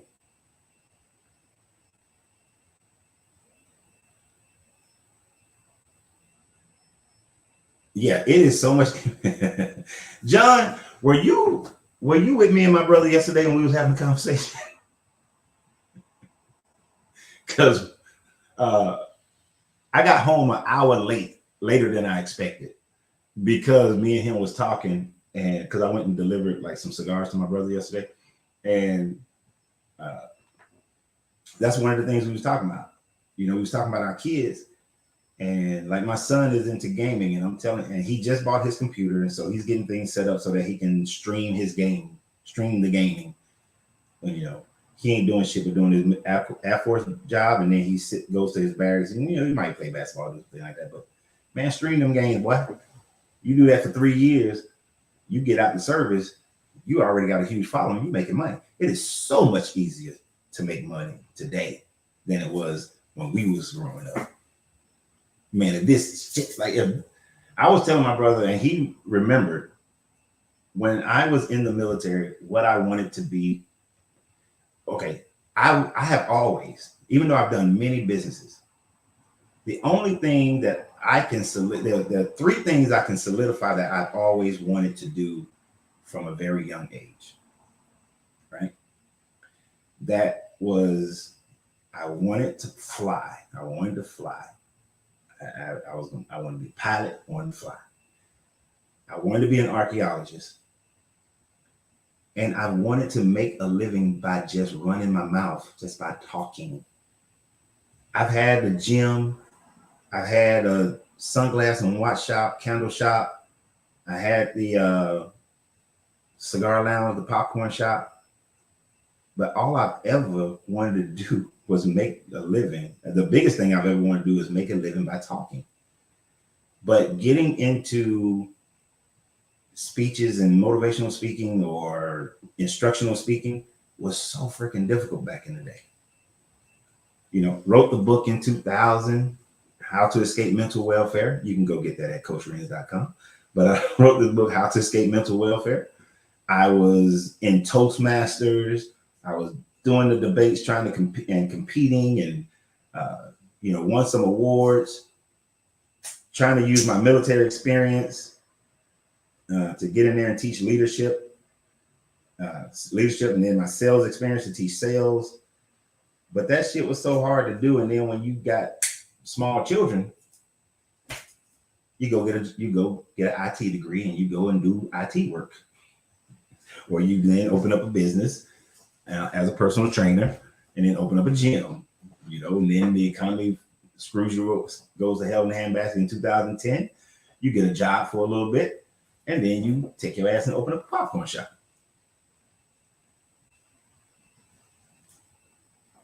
So, you know, that's what I want. If we had this back in the 90s, shit, man, please. None of them other businesses would have ever been done. None of them. Yeah, so it's much easier. So who said that? Trauma, I think it's easier now if you have the discipline and the patience it's easier now to make money. Actually, that's probably going to be one of my coaching programs that I start. You know, I well, I already do that. I do coach. I do business coaching. It's just people see the price point I charge for business coaching, be like, ooh, because that shit is very involved. Starve your distractions, feed your focus. I like that. I'm gonna steal it. Just let you know, trauma. I'm stealing that. Starve your distraction, feed your focus. It's stolen. So I don't want to hear shit. You ain't getting no percentage. I'm telling you right now.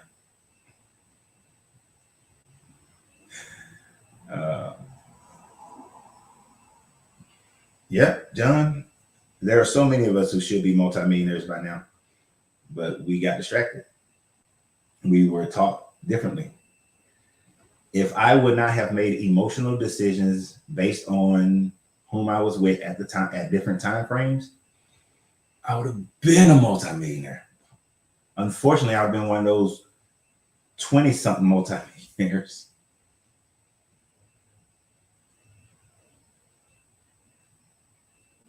I don't know. I might give you a little taste of it. You might get a little taste. Trauma. I give you a little taste, like, like, and make sure you can see it. I want to make sure the camera see it so you can understand. I might give you a little taste. Heck, 60s. Parent school shot me down as being stupid. Designed a Dow index fund in 64. Okay. Yeah. I got recruited to work for a hedge fund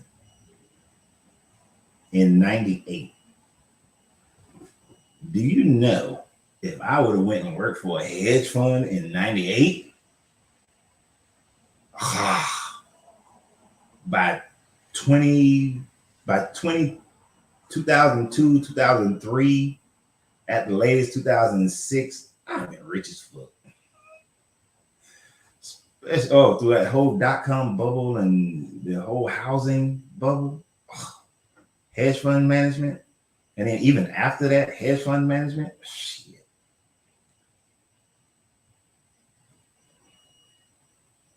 Mm-hmm. That's why trauma. That's why I said fuck your feelings.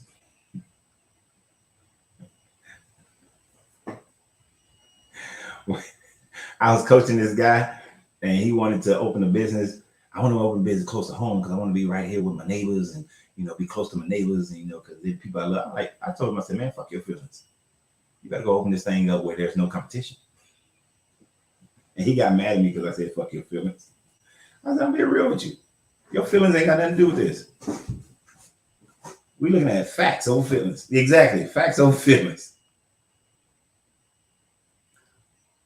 So basically, you want it to be sort of like Dr. John Hammond from Jurassic Park, except minus the dinosaurs and plus having your own seminars. Yep. My own community, my own island. Create my own stuff, just running my mouth. I'm still gonna do it, Marcus. In Grand Rising, Marcus. I'm still gonna do it. I'm only 52. I plan to live to be 150. I'm still going to do it. Hell, I'm doing it right now, where I am making my living by running my mouth. Now I do have some other money that come in from other sources, but for the most part, it's running my mouth.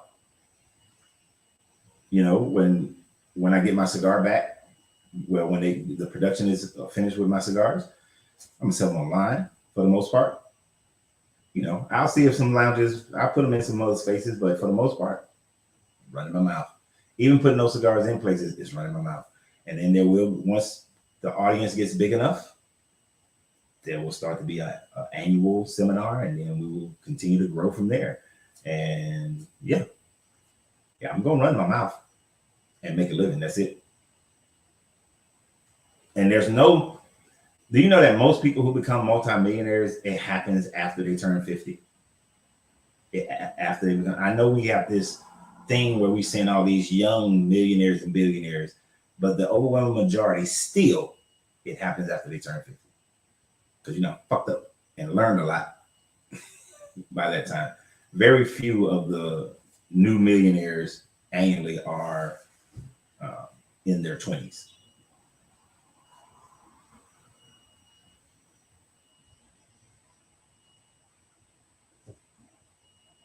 Or wipe your risk capital out at margin call on a margin call. Ooh, I feel for you, John. I just felt the pain in your heart when you wrote that. Mm-mm-mm.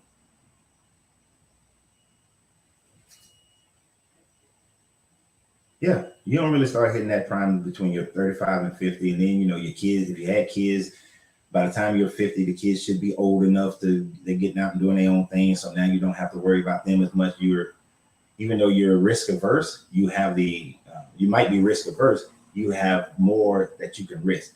And then also back in the day, people still lived in a house that they bought in their 20s or their early 30s. So by the time you're 50, you got that. Like, let's say the house I bought in Florida, my mortgage was $700 a month. Even though I was making all these principal payments and amortizing and I was amortizing the mortgage, it would have been paid off in 15 years. So the house would already be paid off.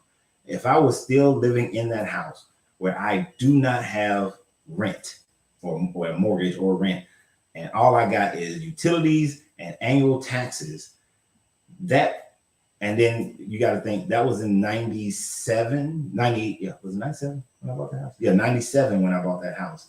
So I bought that house where it was no more than 40% of my income. My total bills weren't more than 40% of my income at the time frame. Imagine all the money I've made and all the increases in money that I've had since then. That mortgage is nothing. That's a nothing mortgage. Even if I was paying it straight, from 97 to now, I would have been paying 26 years on that house. I would only have 4 more years left on that mortgage at $700 a month. The amount of expendable income now is tremendous. The amount of you can even be risk averse, but still have plenty of money to risk. You see what I'm saying? So that is one of the reasons why when people are older, they do that. But too many people, they get older and they just want to chill now. I want to break. Because I would be because I have 4 more years left, so I would be 56 years old. A lot of people start thinking about retirement, or I want to get me a boat, and go fishing. I don't want to do nothing. Shit.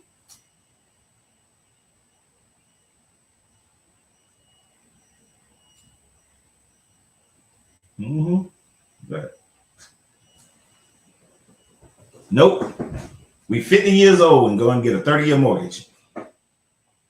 Fucking house ain't gonna be, unless you're amortizing that house, it ain't gonna be paid off until you 80.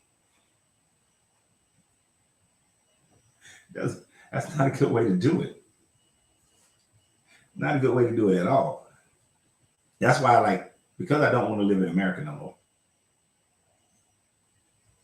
If we weren't going to do the RV thing, what I'd be looking at is, okay, we need to save up and have it where we can at least pay for half of a house in Benin, or Togo, Ghana, Rwanda, Tanzania, one of these countries where right now a $200,000 house is a fucking 5,000 square foot house.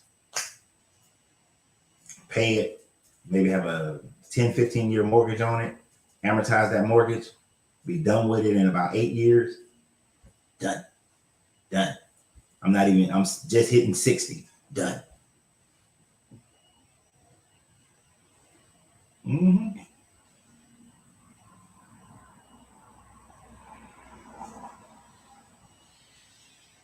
But yep, I'm gonna run my mouth for a living.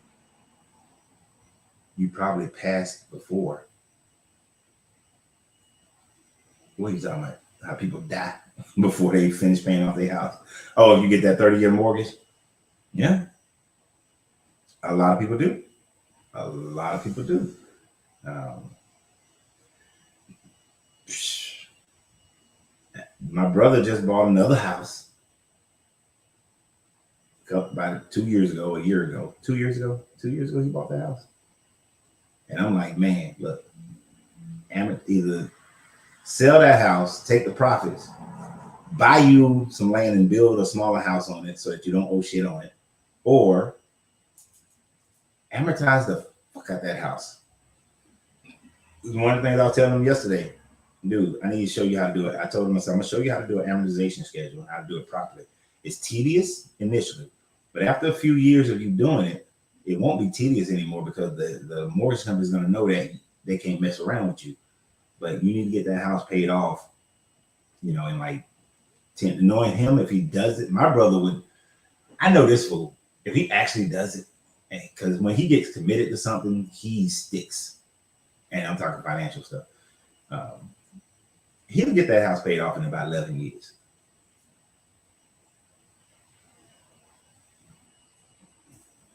And he seemed interested because he liked toys. So he's like, we can get rid of that house note. That means he can buy more toys.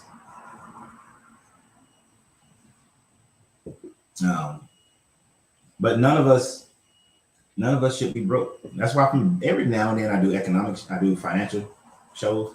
I just can't talk about finances all day, every day, which is another type of, if you're into finances, like John seems like he might be into finances. John could probably, if he could build a social media platform and within 2-3 years have enough followers. You can have enough followers earlier than 2-3 years to monetize it, but in 2-3 years have enough, have it grown to such a level that you're making more money than you made when you was working.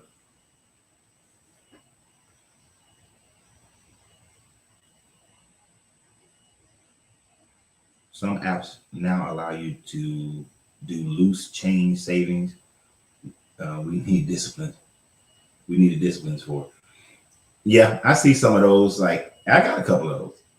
I got an Acorn account. I got a Kickoff account. And I did it. I actually did those because my cousin was into it and I wanted to help her. So I did it for her. But I also got my kids to do the Acorns and the Kickoff.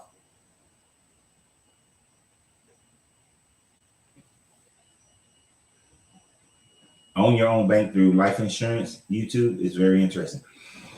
So, owning your own bank through insurance, it's only telling you a quarter of the story of how to own your own bank.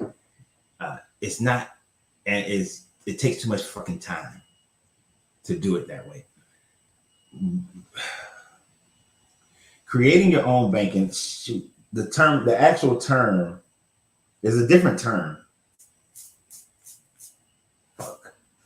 Because actually there's a family that they're getting their shit together to be able to pay me to help them set up family bank. It's called a family bank, to help them set up their family bank in the way that I would do it, in the way that make it work for you much sooner than insurance. Because the insurance company, what they're trying to tell you, Rick Steamboat, is get whole life policy, and then over time, that whole life policy builds up and you're able to borrow against it. And when you're borrowing against it, that's your own bank. But it takes years of payments, years of payments in order for it to be enough to borrow against it that you can buy a house, that you can start a business.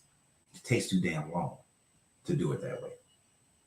There are other ways that you can do a family bank and have money sooner, and then be able to start giving loans to family members, to the people that are part of the family bank.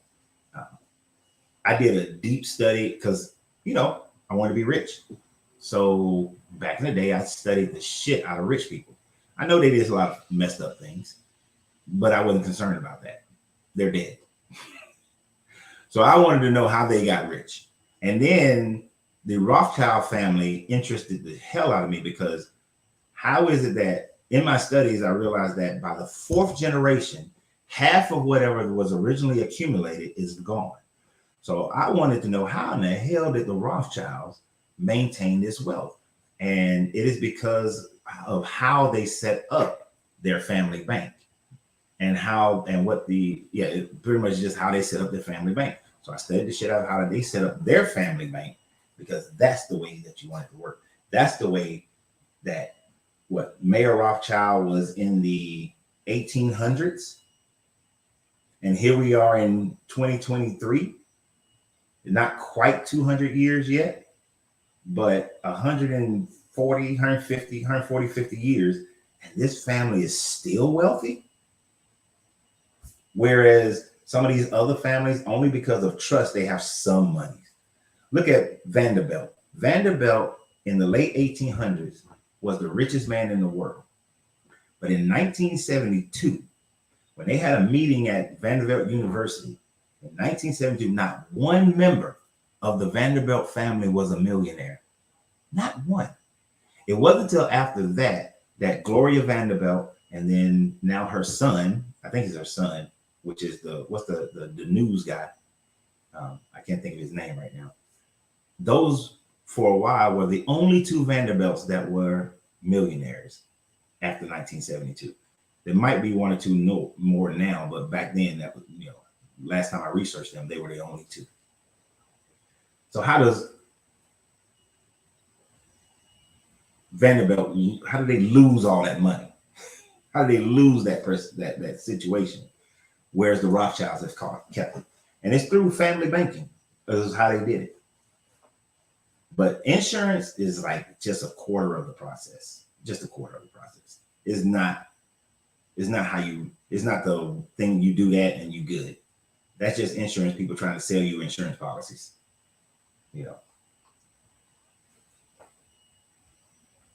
first time I watched Jurassic Park was when I was a child. My parents said I was so scared when I first watched that. Well, I was an adult, so I was an adult.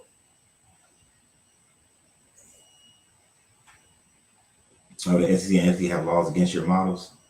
Oh, okay. Yeah, but if you know a lot about finances, Anderson Cooper, thank you, Angelina. Love my moderator. For more than just the relationship. Man, don't come knock on my door. Be quiet for a minute. Even though they can see me. Why do people come to my door? Hold on for a minute, y'all. See what people coming to my door for.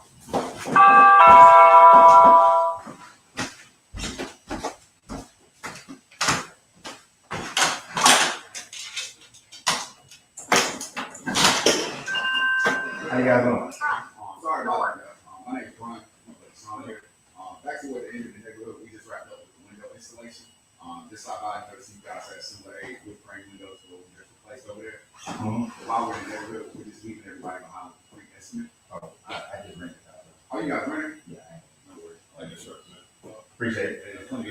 Y'all definitely don't want to worry about changing out the window. Rent. You grab my fingers, man. Right. Yeah. All right, boss, have a good one. Y'all have a good one too, man.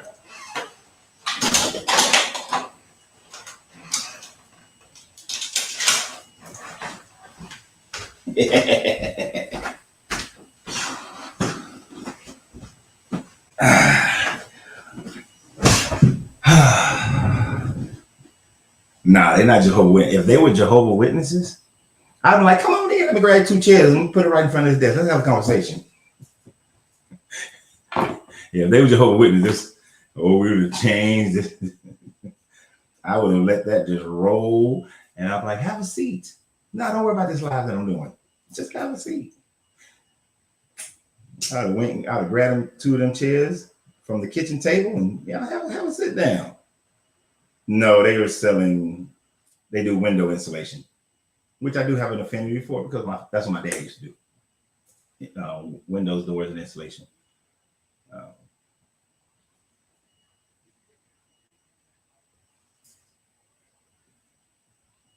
What's up, Grand Rising Okie? I wish they were. Ooh, that'd have been so good if they were Jehovah's Witnesses. But I knew they weren't. I could tell they were selling something when he was walking up, when they got closer to the door. What do you think about the whole life insurance? About whole life insurance, since it's hard to buy a house without someone or something coming in with a bid 30, 40,000 over asking price. Would it be better to use the loan that the bank use the loan that the bank would give you to put the whole life, to put it in whole life insurance? Now, I do agree with whole life insurance instead of term life insurance. Term life insurance is a waste. So I would only do whole life insurance. It's hard to buy a house without someone or something coming in with a bid $34,000 over asking price. That is a normal thing that's been lately. People asking for too much because of the housing market. You have to wait for the supply to increase more so than the demand to stop that bullshit. Would it be better to use a loan that the bank will give you and put it in the whole life insurance? I don't even know about what that aspect of it. You're talking about taking a bank loan and buying a whole life policy with your bank loan?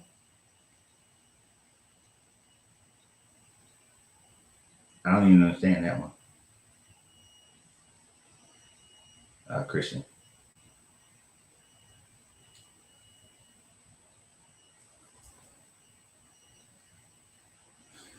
So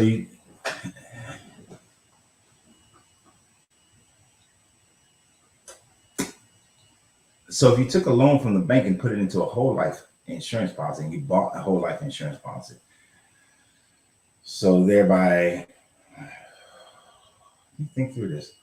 If you bought a whole life policy and then basically all you're doing is just paying the thing up for a certain number of years, depending upon the loan, and then you can borrow against that what's left in there, but you would still have the bank loan that you still got to pay, and then you're still also paying the whole life loan back. So I'm not seeing the logic in it.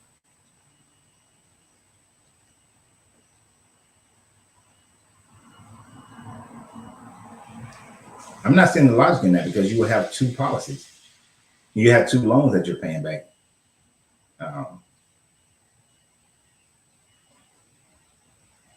Yeah.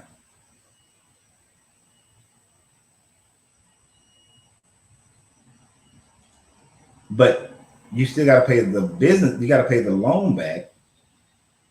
And then if you borrow against the whole life policy, you got to pay the whole life policy loan back. Yeah, your whole life policy is going to pay interest, and some of that interest goes back into your whole life policy as well. So it's kind of like you're paying some of yourself back, but you're paying two loans. It's like having two mortgages on a house. So instead, I'm gonna give you a little bit of how I teach people to set up a family bank. I'm gonna give you a little bit. Not giving you a whole lot of bit, but a little bit. All right.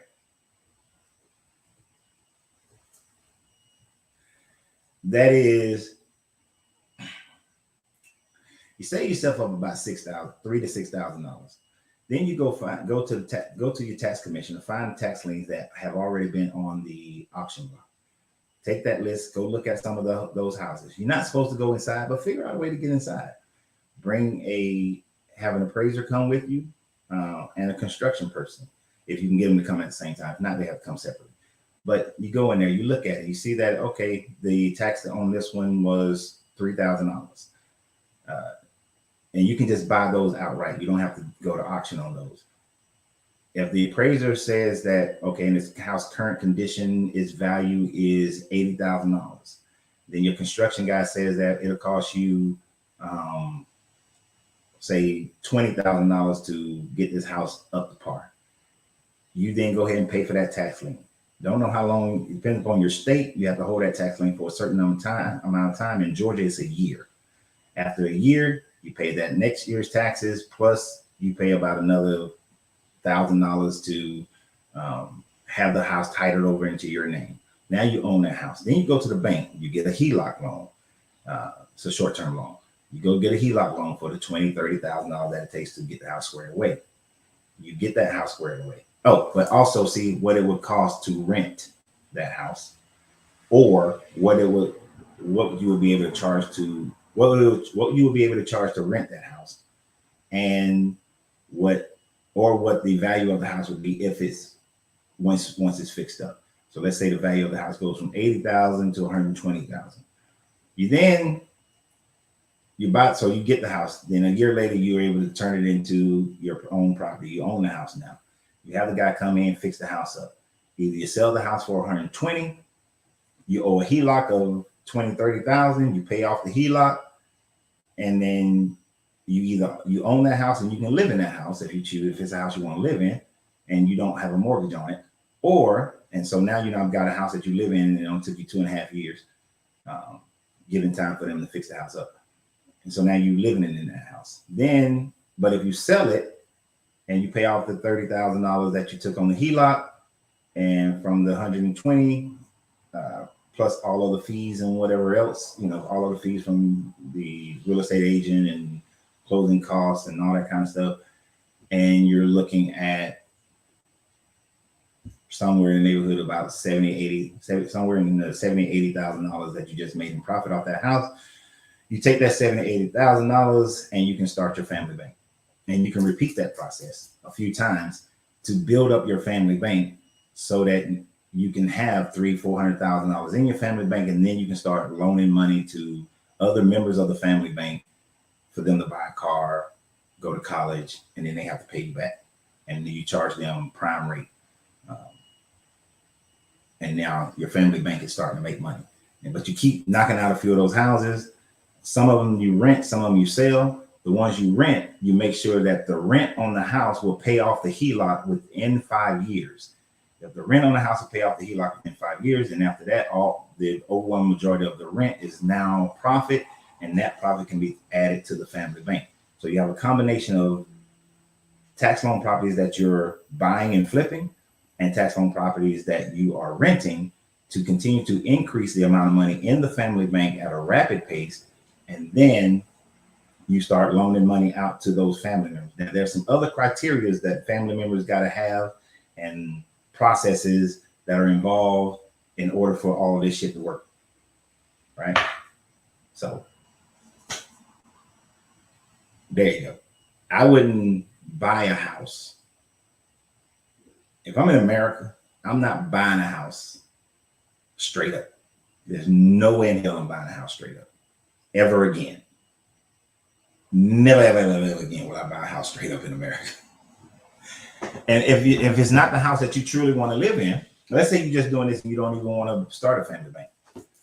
But if you buy, flip, and rent tax lien properties, then after 5-6 years, and you got, $300,000, $400,000, $500,000, $600,000 in the account, and there's a certain way you set this account up so that you can avoid other taxes. You got this money in this account. Now you can go and just straight up buy the house that you want to live in for the rest of your life. And depending on where you are, so like here in Georgia, if I want to stay here, a house that I would want to stay in for the rest of my life is going to cost me somewhere in the neighborhood of about $500,000. Right? You cannot, if you have the discipline to keep doing that for about anywhere from, depending upon the housing that you buy and how you do them, anywhere from 3 to 7 years, you can have that $500,000 buy that house that you want to live in for the rest of your life, and you're good.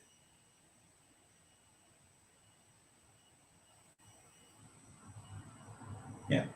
Now, there are a lot of other intricacies that goes into this that I ain't telling you, because people pay me to do that.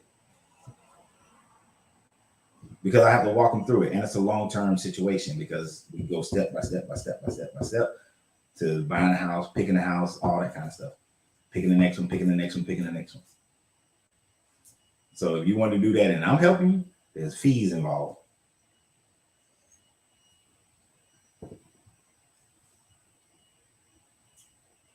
If trust government, you can use treasury bonds. Yeah, you can use treasury bonds, but what is a treasury bond? Was that 8%? Anywhere from 8 to 10% per annual in growth. That's when you have time. To me, that's when you have time. When you got 20 years, 20 plus years. Like that's one of those things. Best time to start that is when you're in your 20s. 30s at the latest. But isn't it about 8 to 10%, maybe 12 at most on treasury bonds? Which is a solid investment. It's a solid, safe investment. I think America got at least 200 more years on its back before it flips and America is something different. I think it'll break up into smaller countries.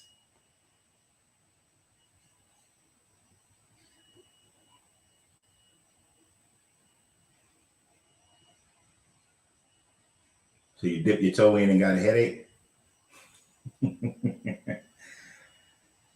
I think it's profoundly interesting. And then first I met somebody who did it. I met people who did it. And I watched them do it. And like one gentleman that I've told you guys about, accumulated 53 houses and doesn't owe any mortgage on any of those houses and has a net of $35,000 a month. $35,000 a month comes out to somewhere around $400,000. It's like $400-some thousand a year. It took him, now that was a 15-year process. In 15 years, it took him 15 years to get to net and have those, because he bought and rent. He buys and rents. So it took him 15 years to get everything paid off. And of course he built up to that $35,000 a month, but it took him 15 years.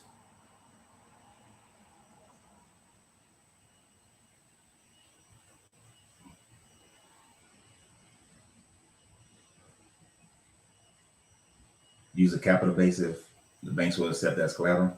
Yeah, that's what I used to open up my gym.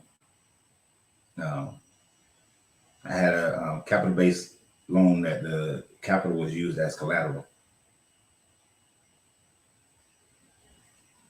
And so I got a $150,000 loan, and we had a capital base of $30,000.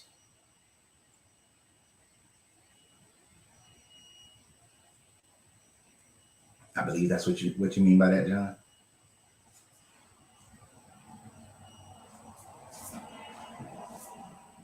But yeah, if you wanted to set up a family bank, and this is what I'm trying to get my family to understand, because I want to set this up. I'm trying to get them to, I've shown them the other people. I've shown them how it works. And I've shown them how it worked. And I'm trying to get them to understand and come in with me on this. And my kids are just now old enough and kind of getting themselves situated enough where they can. So it might just start out with me and my kids, as far as doing one as a family bank.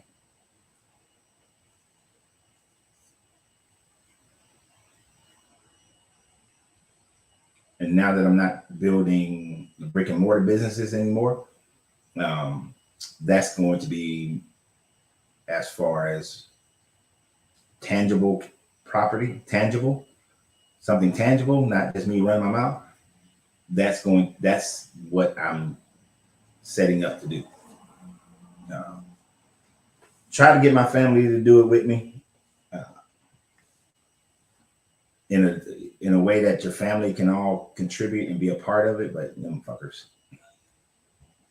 they too worried about living everyday life to do it, because there's some other requirements that they have to meet and things they have to do over the course of the next 3 years in order to be a part of it. And see, that's the thing, is what the Rothschilds demonstrated was creating a mindset of building wealth for each generation. Like, you just can't be a part of the family bank because you are part of because you blood. There are certain things you have to do to be a part of the family bank. You have to demonstrate that you are worthy to be in the family bank. If you're not, like, I know there are family members that I have, them jokers will never be part of the family bank. It's an impossibility. Now, insurance plays another part in it, because once you've accumulated enough money in the family bank, you start putting whole life policies on everybody in your family. Whether they're in the bank or not, you put whole life policies on everybody. My mom, my aunts, my uncles, my cousins. And then once you start having enough, when a baby is born, you get a whole life policy on that baby for as much as you possibly can at that time frame, because the payment is going to be a lot lower, and the payment will be lower, but the amount will be high. So 80 years later, whenever they do pass on, and you've been carrying this whole life policy, and it's worth $2 million, $3 million, that's $2-3 million that's now going to be deposited into the family bank. But you got to build up to that. You know, Mayer Rothschild was able to do that because he was pretty much an arms dealer. You know, he played both sides of the fence in World War I and II. Well, he wasn't in World War II, but in World War I, he played both sides of the fence. During some of the other wars, some of the earlier wars before World War I, he played both sides of the fence. And then he accumulated enough money to just start that family bank as a wealthy person. But the way I've set it up is set up where the average person can start a family bank. It's just a different methodology, and it's going to take a little bit more time.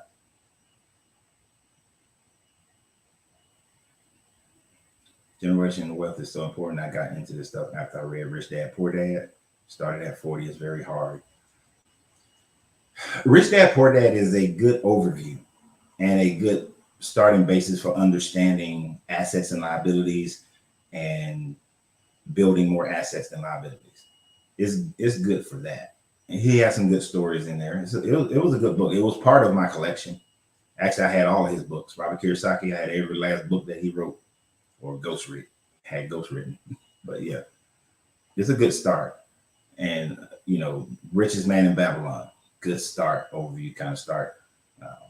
But it really took a lot. It takes a lot of, you have to utilize a lot of critical thinking to read between the lines and then adopt whatever they're talking about into the world today. Grand Rising Texas Goddess, how you feeling? What happened to the gym? So the recession that occurred in 2010, well, it started a little bit earlier in 2010, but I didn't feel it.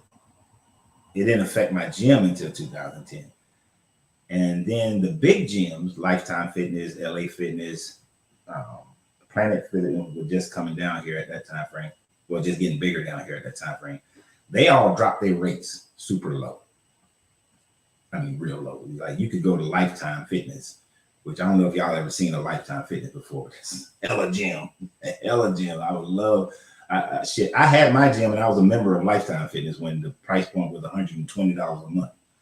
But they all dropped their shit to like $35 a month. They dropped their personal training to like $35 for an hour. You know, I was $35 for 30 minutes. You know, here I am. I was $120 for an hour with me. You know, my other trainers, you can get them for like $50 for an hour, $60 for an hour. But anyway, long story short, the recession started hitting me. And so before it really hit me too hard, I sold it. I sold the gym. I sold the yoga studio, which was also personal training in that yoga studio as well. But I sold the yoga studio. I kept one studio until I opened up the popcorn shop, and then I sold that studio. Shit, if all this social media was like it is today back then, I probably would have been one of them guys doing fitness videos and yoga videos. Make a hell of a lot more money doing that on social media than what I do on social media. But that's what happened to the gym. I sold it. I saw the writing on the wall and got the hell on. And then you start having all those 24-hour gyms and shit start opening up, and I was not gonna make my space until 24 hours. Oh, and CrossFit came out real heavy. So you also had people moving over into CrossFit. So I was like, either I gotta convert over to CrossFit or a 24-hour situation, lower all my prices, and the two studios wasn't going to work out with that one as far as lowering the prices. So I was just like, I'd rather sell. So I sold the businesses, just sold each one of them and got out of it. And then opened up the popcorn shop. Because also I realized that more people want to eat and get fat than people want to work out and be in shape. So let me help you get fat. Let me say some ice cream, Italian ice, and gourmet popcorn. Yet way back, dairy was headed south. Dad was looking to borrow $60,000 against the herd for a silo. I suggested that we wait and see, borrow by bonds, pay off for 5 years, then borrow against bonds. No more worry about losing farm. Okay, cool. Where you at, John?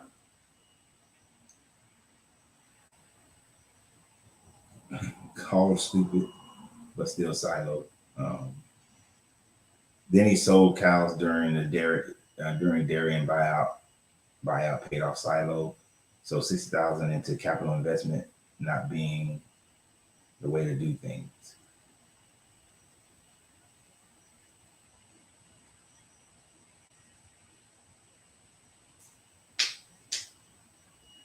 No, not being.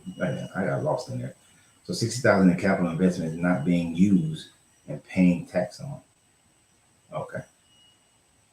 Gotcha. Ohio. I got family in Dayton. No, you're just talking about farms and shit. You know, we always put farms in the Midwest. So, but there are farms everywhere. So put the whole life insurance into a trust. Trusts are a big part of the program or the process. For what I have been reading is safe way of doing things. Yeah, you really should be putting damn near everything that you own into a trust. Everything. Your car, your house, your business, all your bank accounts, everything should be in a trust. So also that's how you also avoid death tax. But yeah, everything should be in a trust. Everything. Everything should be in a trust. You shouldn't own shit. You are the trustee over the trust. But you have to have a lawyer do your trust, explain what you're trying to, and you have to know what your goals are with that trust so that the lawyer can set up the correct type of trust. And I'm not a lawyer. So, but you want to make sure you got the, and the average trust should only cost you about $1,200 to set it up. Yeah. So even before you buy a tax lien property, you set up a trust and you put the tax lien property in that trust. Stop trying to get all my information on how to set up this family bank, bro. You're trying to get all my info, Christian. I see what you're doing. You're trying to hit me a little bit right here, get a little bit right there, and a little bit over here. Next thing you know, you got a whole meal. Mm-hmm. There's still some stuff that I ain't tell you about doing that. There's still some stuff. There's a lot of policy stuff within that trust that you need to have set up correctly if you want to make this into a generational wealth building thing. And so there's still some. See, this is why. See, if I was setting up the Church of Money, these are the things that the Church of Money will be teaching. My folks at the Church of Money will be making some money. And then the more money we make, the less dependence we have on some praying and deities and all that stuff. We're doing it the right way. Everybody making, and even the church itself would have a for-profit side to it.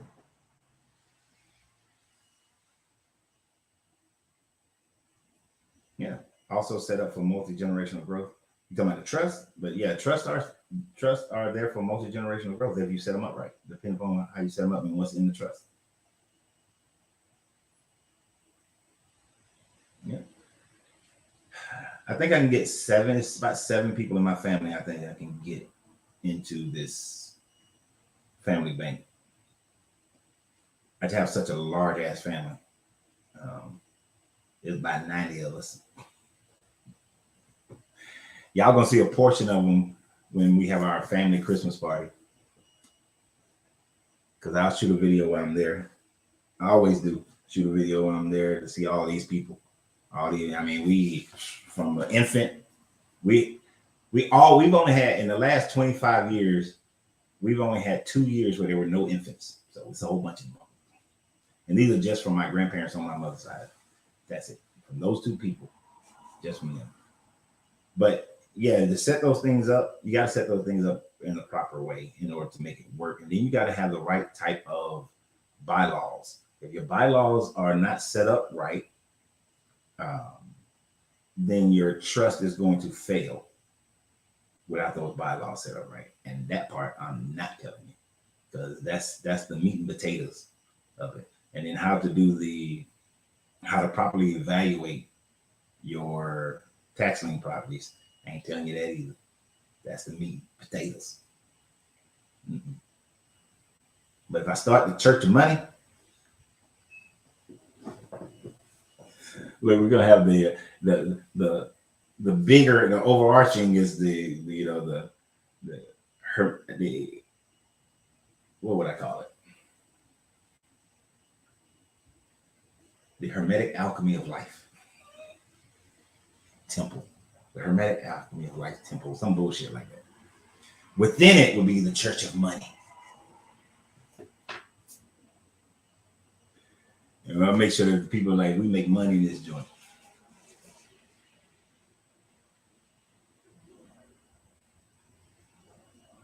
Meet too many in my life. Gee, I got a trust fund. Spend. Yeah, see, setting up those, and see, you set up trust funds for people, and all they ever learn how to do is spend money. They never learn how to make money. That's why that's why you don't have trust funds in it. You don't have trust fund babies.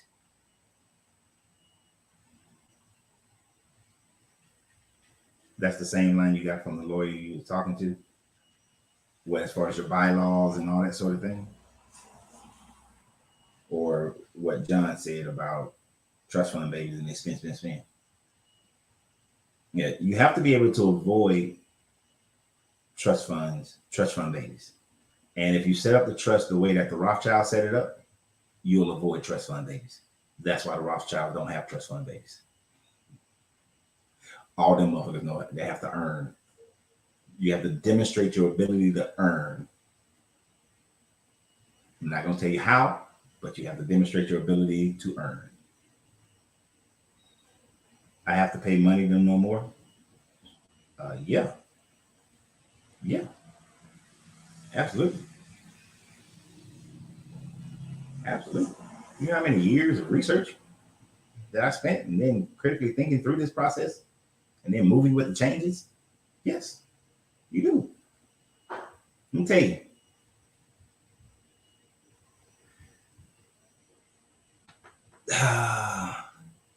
There is only nothing against any of y'all or anybody else. But right off the top of my head, there's only one person that I can think of who took what I do here as far as the deconstruction stuff. And I told them that with their level of intelligence, now they have this guy has zero entertainment value. I mean, zero entertainment value. Zero entertainment value. When we used to talk to him, when me and Kevin used to talk to him, and he was frequent, and we put him on video a few times. When I tell you his personality, is as interesting as this box of contact lenses. So on some side conversations, I told him that with his level of study and his level of retention, that if he took the information that he had been gaining from being, involved with me and Kevin and what he already knew of some good stuff. And I gave him some other tips on how to grow his channel. That he didn't even have a channel, but that he should create a channel and grow the channel and how he should grow it and what his main focus should be. He's the only person that I know who have taken the free stuff and actually did something with it. 99% of the people are not even going to take the free stuff and do anything with it. Hell, I can go on here and give you all the meat and potatoes, and 99% of the people are still not going to do anything with that. But I did learn by working with this other guy, because we lost a $3 million deal, and then we lost another deal that was worth about on the beginning $1 million, but over time it probably would have been about a $30-40 million deal, because he gave away the fucking farm. I was so pissed. I can't tell y'all how pissed I was. That was another one of those time frames back in, that was in 2000 when after I had closed down the gym, that I was working with him for 2 years. And over that 2-year period, we could have had at least, I know, one contract that would have been $3 million for 3 years. The other and we had no overhead as far as the space and all that kind of thing, because we would work in the space. They would provide the space that we would work in. And then there was another deal in Dubai. Initially, it was $1 million. But of course, it could have turned into 30 million. Now looking at what has happened in Dubai since 2010. And then there was another deal with the state of Alabama that he messed up. Well, the Department of Agriculture in the state of Alabama that he messed up, because he gave away the freaking house in our initial meetings and told them everything and how to do everything. And me and my brother was talking about that last night, because he's a family member to my brother's in-laws, former in-laws. And I was just like, I can't. I had to tell him I can't work with you. And then I have watched him go and do that over and over again. He had to deal with the SCLCU, NAACP, with University of Georgia. He had all these opportunities for deals. And he keep fucking them up because he gives away the house. You can't give away the house, ever. Grand Rising Mike, religion that is pure and undefiled. Wow. Cigars up. I just finished the cigar. That is religions that are pure and undefiled before God and the Father is this: to visit orphans and widows in their affliction and to keep oneself unstained from the world. Okay. Except there is no pure religion. Now, that's great charity. It's great charity. Undoubtedly. Great charity. There's no pure religion.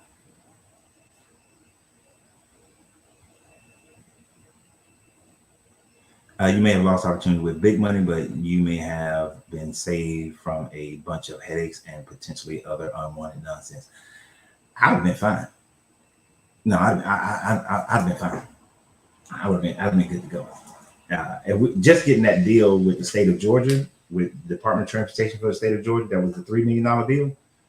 Because my gym, my last personal training studio was inside of the building that they were in. With all the connects and contacts that I had, there are so many other projects that we would have been able to gain from the state of Georgia.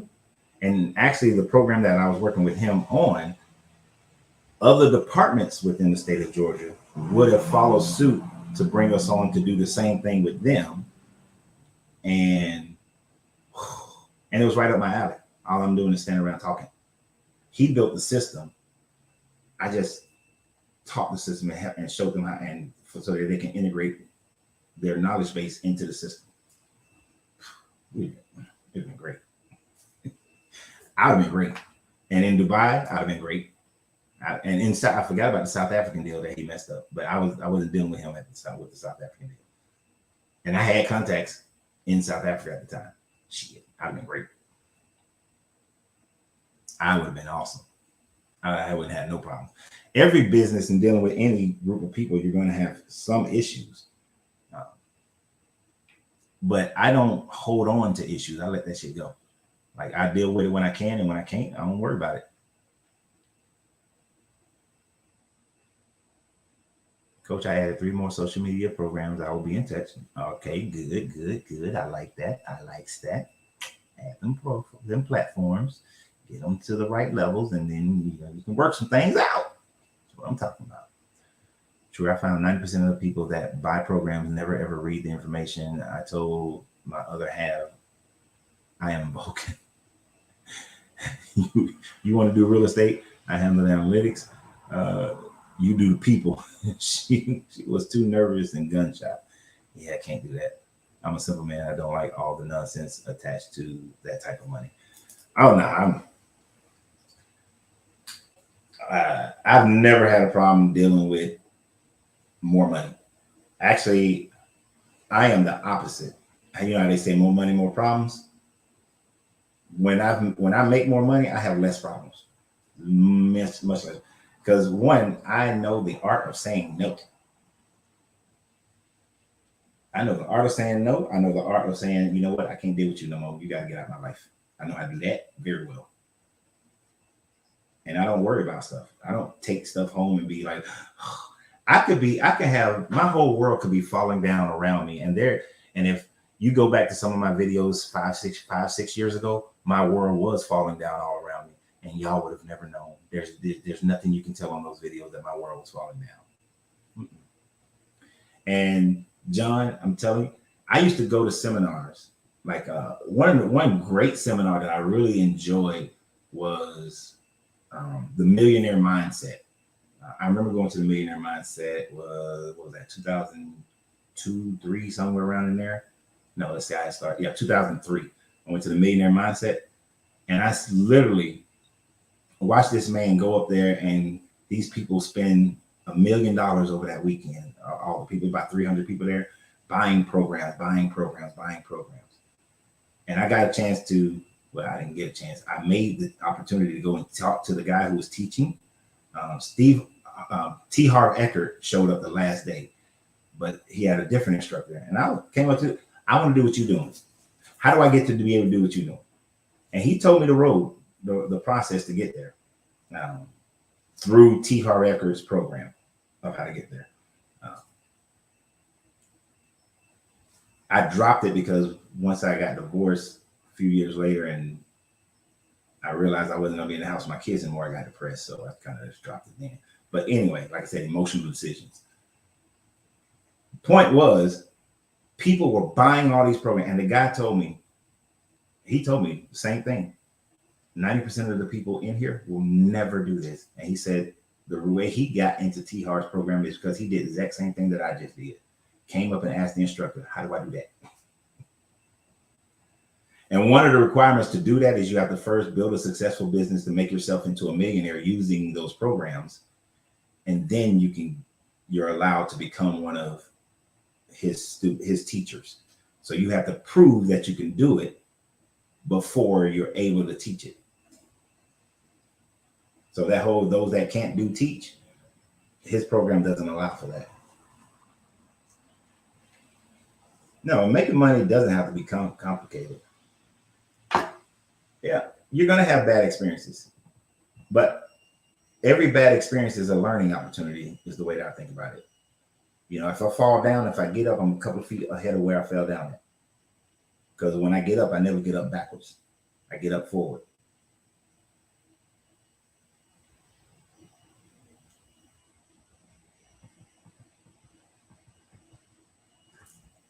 Thank you, Mike.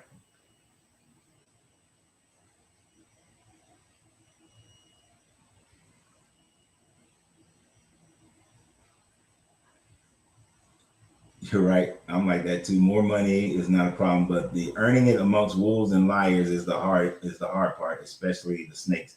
You just have to become a hunter, man. You just have to become a hunter.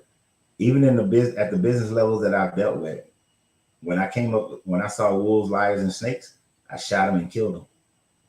Not literally, I mean figuratively, since we're on video here, let me make sure I clarify that. There are plenty of people who are out of business or got really hurt in business because they decided that they mess with the wrong person.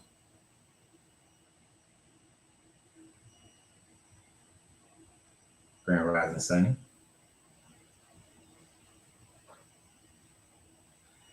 And now, Sonny, I'm gonna go ahead and tell you right off the bat, even though you seem like you tried to make it into a joke, we don't do insults on here. If all you got are insults, then you can just stop talking.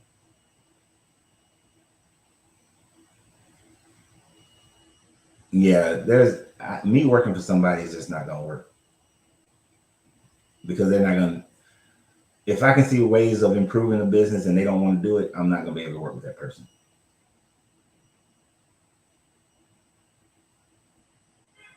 What's your dream now? What's the main goal in life for you now? Well, I said this earlier, but basically to make a living teaching and traveling. That my teaching and my travel makes my living. And set up my kids. Set my kids up, but to set them up is to set their mind up. You know, to set them up financially, yes. But they get set up financially because they earn their way to be set up. But to get their mindset in the right format and have systems in place, well, I already know this, but put the systems in place so that whenever, if ever, I have grandkids, they learn to earn as well and continue that process. Thank you. I was gonna wear a different hat today, but I was like, I'm gonna wear some boots, so I'm gonna go with this hat because it's raining, and the other shoes they allow moisture to come in, so I ain't want to wear those. But thank you. Yeah, owning a business, because you have some people that own a business, if they have ups and downs, and if they end on a down, it wipes them out mentally and emotionally, and they can't do it. To me, it's like, hell no, I can do it better. I'm gonna do the next one better than the first one. You know, the way I got out of debt when I was in the Marine Corps, I opened up a cleaning service while I was in the Marine Corps.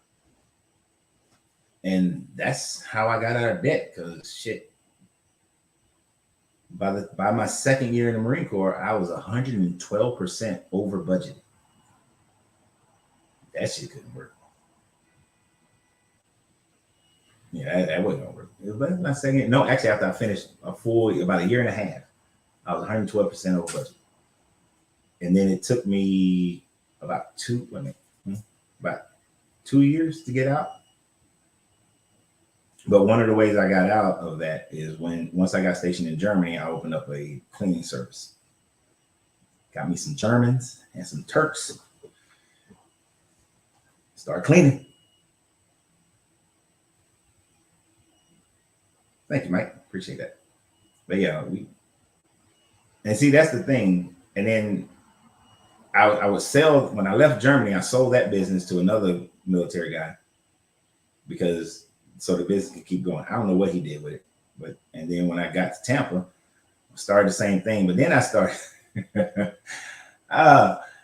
because the cleaning business is treacherous. There's no loyalty in it.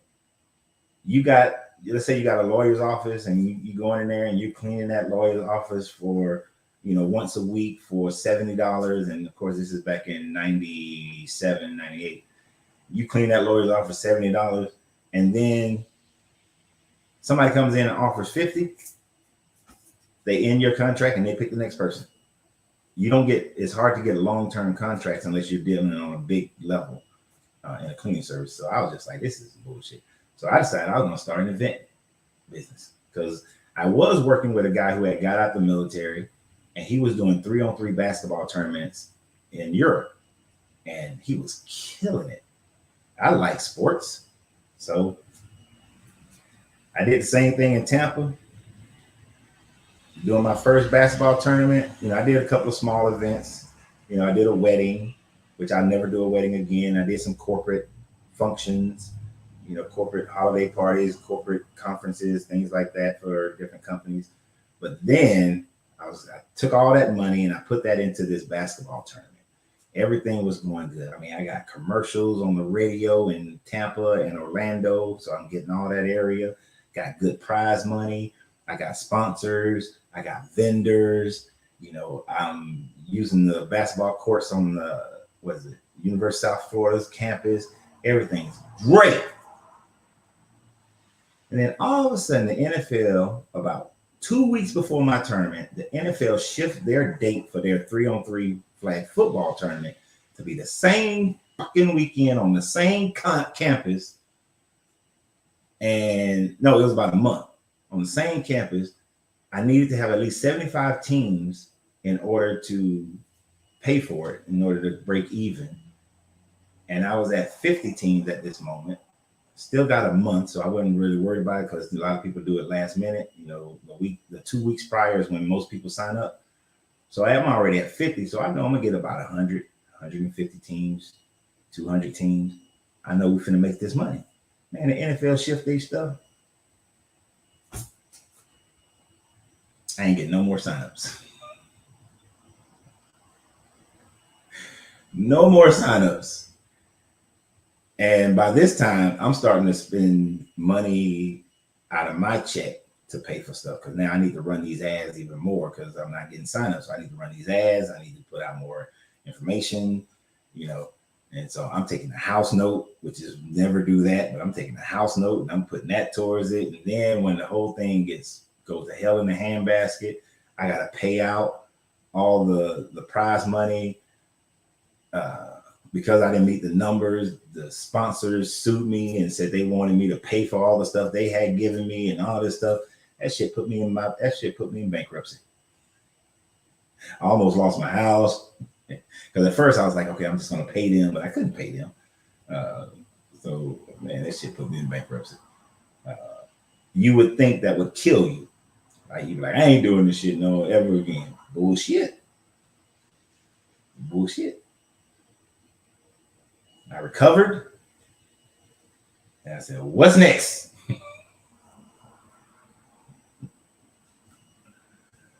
And then you have to have that mentality: recover, and what's next?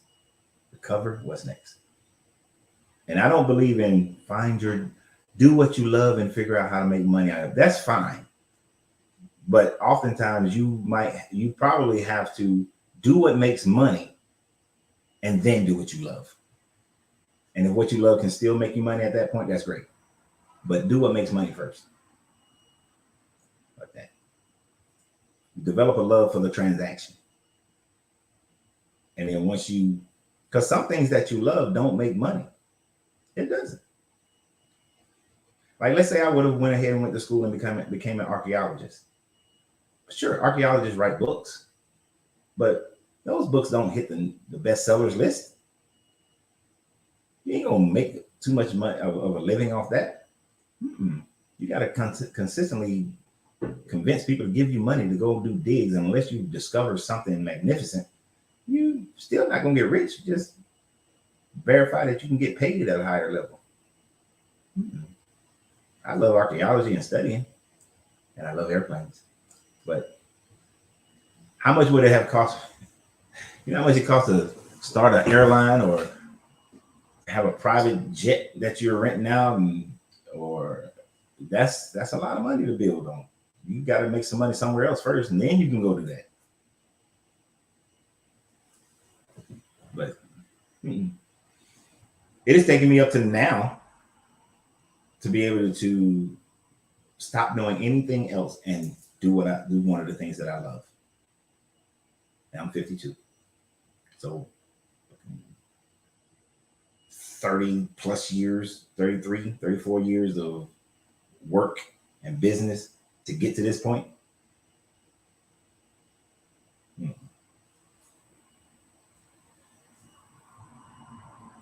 Marcus, is there a way to not pay any income taxes? I heard if you own your own LLC and create your own personal corporation, you don't have to pay income taxes using a W-9 form. Yes and no.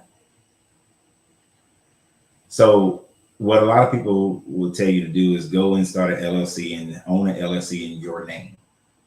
Use your name to own an LLC. And then get your company to W-9 you instead of W-4 you. Then when you do your taxes, because now the company pays you your whole amount, of course, they don't have to give you any benefits whatsoever. You don't have to get any benefits. You go and get your own insurances and all that kind of stuff. If you don't have enough things you can write off that are relatable to that business, you're going to pay some taxes. You have to have enough things to write off in order to not pay income taxes. But now some tax you're still paying, sales tax, property tax, you're still paying those. But you have to know what you want to do 2 years from now in order to make this work for you. And understand it like this. Let's say you know that in 2 years you want to buy a house, right? And you want to buy a house the regular way, or you want to buy a car the regular way. If you've been showing a loss on your income taxes for the last 2 years, you're not buying shit. Nobody's going to give you a loan for that because you're not making any money. In order for you to buy something, you have to show profit for the last 2 years in order for them to say you have income. When you show profit, you have to pay taxes on that profit. Now, because you are paying it, so paying a W-9, you're still taxed at a higher tax bracket. Really what you want, no, you can't do that. You have to, you need them to pay the W-9 to your corporation that you got inside of a trust, and then pay yourself through a K-1. That way, your tax liability is 18% or lower. Because if you do it through a straight W-9, your tax liability is going to be 24% or higher. So, yeah. See, now you're acting like Christian. Trying to get all my information on the free. I think a lot. But this is still within our conversation. I'll just think about that for a second. I think a lot has to do with mindset. My whole life has been in the Constitution industry, and I did 8 years of offshore fishing. You have had most of your experience in finance. From what I have learned, finances is harder to learn, especially with all the legal stuff. It is. I mean, there's a lot of legalities and maneuvering, which is why you pay the money that's why you pay the money for the lawyer. You pay the money for the accountant. You know, you pay the money for the people who love and study this shit. You know, always focus on it. You know, I'm that guy that would get that Pub 70 in June, July, and read most of it. Half of it, because all that, right? I figure you meant construction.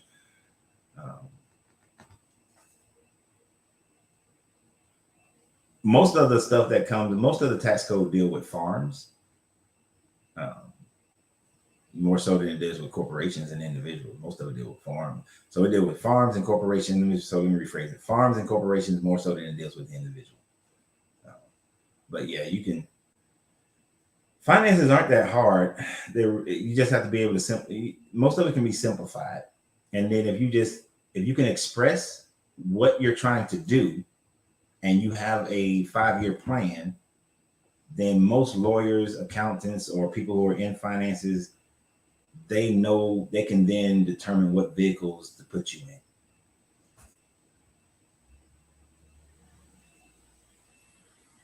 The foundation is simple. Complexity enters in trying to capture every fraction of a cent. Yeah, greed can screw you over. You know, I want to pay the least amount of money, but then 2 years later, you need some money, you can't get it. And because you're trying to get every penny, you're trying to save every penny. Sometimes you got to spend some money. It's like, and there are, I ain't gonna tell you how I do it, but there are ways so that if your plans change now, you can make it where you can still get some money. There are ways. But it takes you at least 2 years to get in position to have that way. And I realized that back in 2010. And so it wasn't until 2012 that I made sure that I was in a position where if my plans change today, I can put myself in position to get what I need. So it's all of that. But it's just having plans, man. Just knowing your plan, knowing where you want to go and setting everything up. And once everything is set up, then you roll with it. And don't try to be greedy.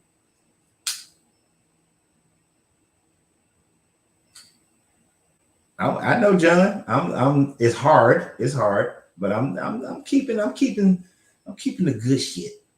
Some of the good, and some of the good shit just still staying with me. It is CoachRenz.com. If you want some training, you want some coaching, it's CoachRenz.com.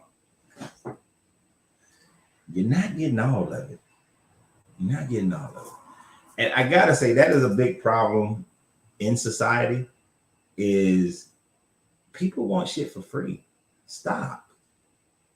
There are 2 words that you got to take out of your vocabulary if you want to grow wealth: free and fast.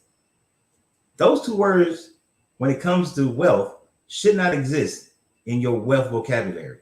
Free and fast. Get rid of them. That's how these prosperity preachers be tricking some of these people. They give them free and fast. Just pray and God's gonna give manna from heaven. Nothing like some good old insect shit from manna from heaven. And then you just give and it's gonna be shaking and pouring over. It gives them the mindset of free and fast. Free and fast will cause you to fail damn near every time.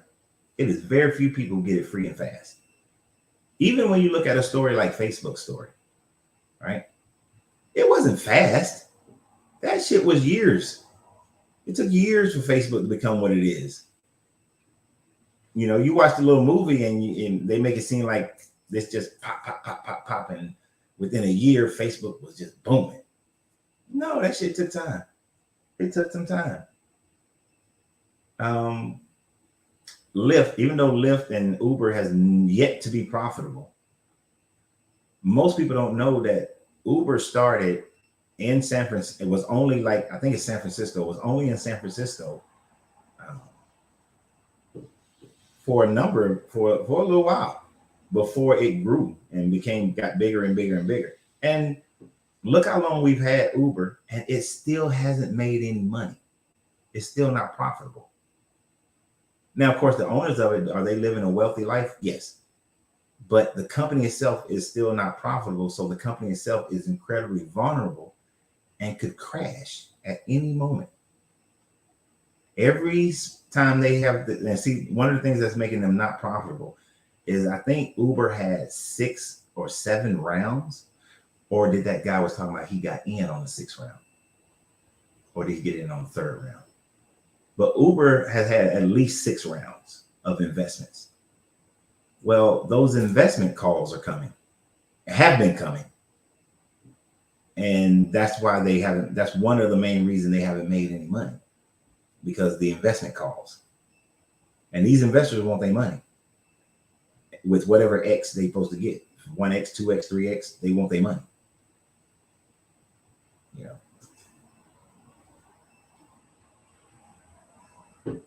Many get-rich-quick schemes are wealth models using time compression. Yeah. If I'm understanding you the way I think I'm understanding you, that's all they are. But the time compression is what makes them fail. That's what makes them fail. You cannot have time compression.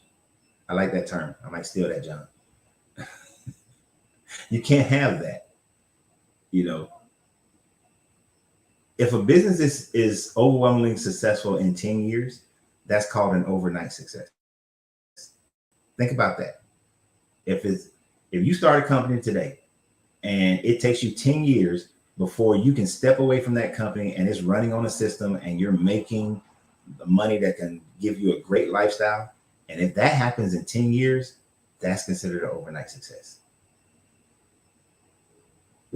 You know, Facebook is an overnight success. And I think their journey was somewhere in that 6-7 year time frame, overnight success.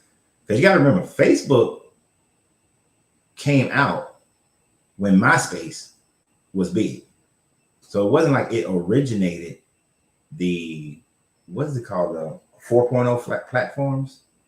They didn't originate this platform. It was already here. It just built on it. But it took them time.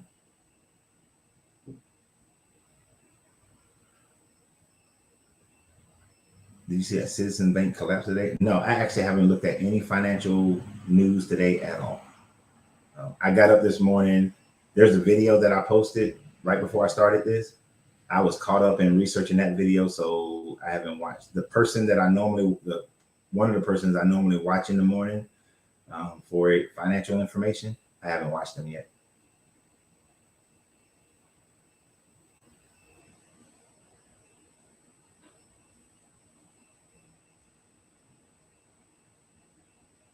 Yep. Everything in life, ain't nothing in life free. There's very few things in life that are free. Most things are going to cost you your time, money, and energy. And you have to be willing to give up all three. Honestly, if you truly want to be successful in life financially, you have to be willing to give up all three. Matter of fact, let me broaden that. If you want to be successful in damn near anything in your life, you're going to have to give up all three of those. If you want to have a successful relationship, you're going to give up some time, money, and energy. You want to have successful health, time, money, and energy. Business, time, energy, and money. It's involved. They're all involved. You got it, and you're gonna have to give that up. You have to put some of that in it. The best thing that you can possibly hope for is that you enjoy the time. Hopefully, you can enjoy the time.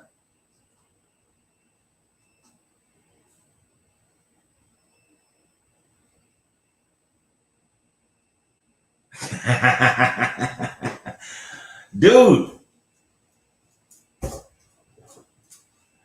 Christian, the reason I'm laughing at that, I think it wasn't last week. I think it was the week before. It was 2 weeks. Yeah, I think it was 2 weeks ago. And Angelina can verify it. We was driving through downtown and we passed by a building. It wasn't WeWork. It was the other company that's like WeWork. And I was telling her, I was pointing it out because back in 2014, I was going to utilize the other company that's like WeWork. And I noticed that the space was empty, right? We passed the WeWork building. That space was empty. And we passed the other one that I actually liked and that was closer to where I was living in 2014 downtown. And I told her, I said, I was going to do that. And then I told her, I said, but that business, and we was talking, I said, that business model, because of COVID, that business model, I was talking about COVID hurt that business model tremendously, right? And I told her, I doubt if it will ever recover because COVID caused people to work from home, more people working from home, business owners start working from home more so. People learn how to make money from home. So there's no need to go to a WeWork or go there. And you can get Google numbers. So you can get the phone numbers you need. You can create the spaces that you need in order to do all your videoing and workspace printing and all that stuff has become a lot cheaper. Mailing has become a lot more automated. So people don't need WeWork. And I wish I can remember the other company. I think it was something Spaces or something like that. And I was telling her that model will not recover. That model will not recover. And it's funny that WeWork went down to zero because it won't recover. Mm-mm. Even in real estate, a lot of the corporate buildings that are downtown Atlanta have been converted to lofts. This is why it's cheaper now to get rent in Atlanta than it was to get rent in a downtown building in Atlanta. Is cheaper now than it was when I was living downtown in from 2012 to 2015. It's easier. It's cheaper now.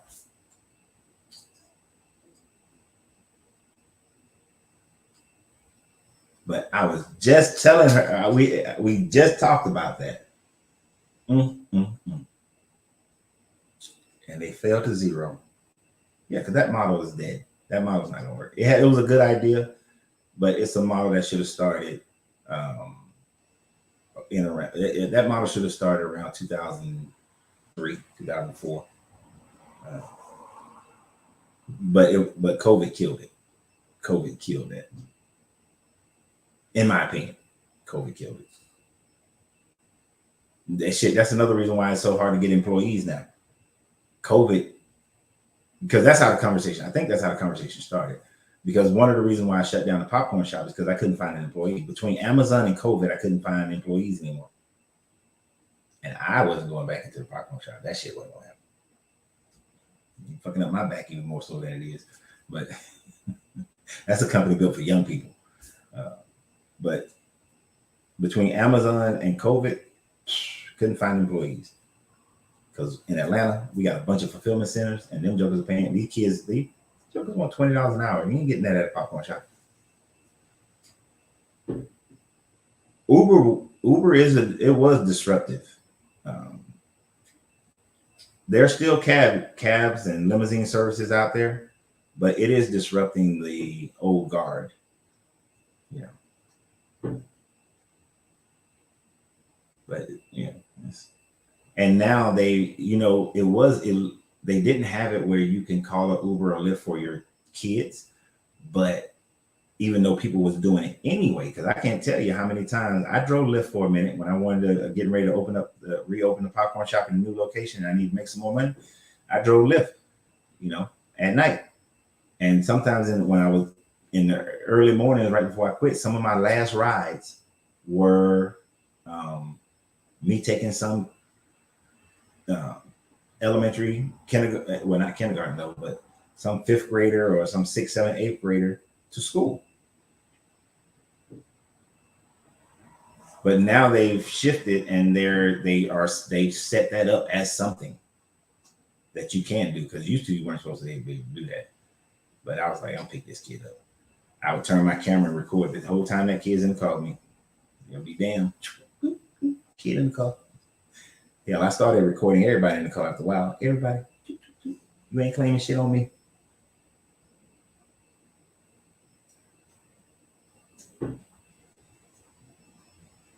All the companies affiliated with it collapsed. Of course, if that's you're dependent upon that. And that's one, the word affiliate is what I'm keying on here. That's another one of those things that happen that allows people to not have to work, not to go work at a company. If affiliate programs 5-7 years ago, you can make some money from them, but it was harder to make it. Now it's easier to make money with affiliate programs. It's funny, if you peruse TikTok, you'll see a lot of people are using affiliate programs on TikTok, and they're doing the open box and product usage reviews and all that. And they have their affiliates with Temu and all this shit. I can't stand Temu personally, but can't stand Temu. But because of people's attention is there and people like to spend money, people are making money off of affiliate programs. Are easier to make money off of now.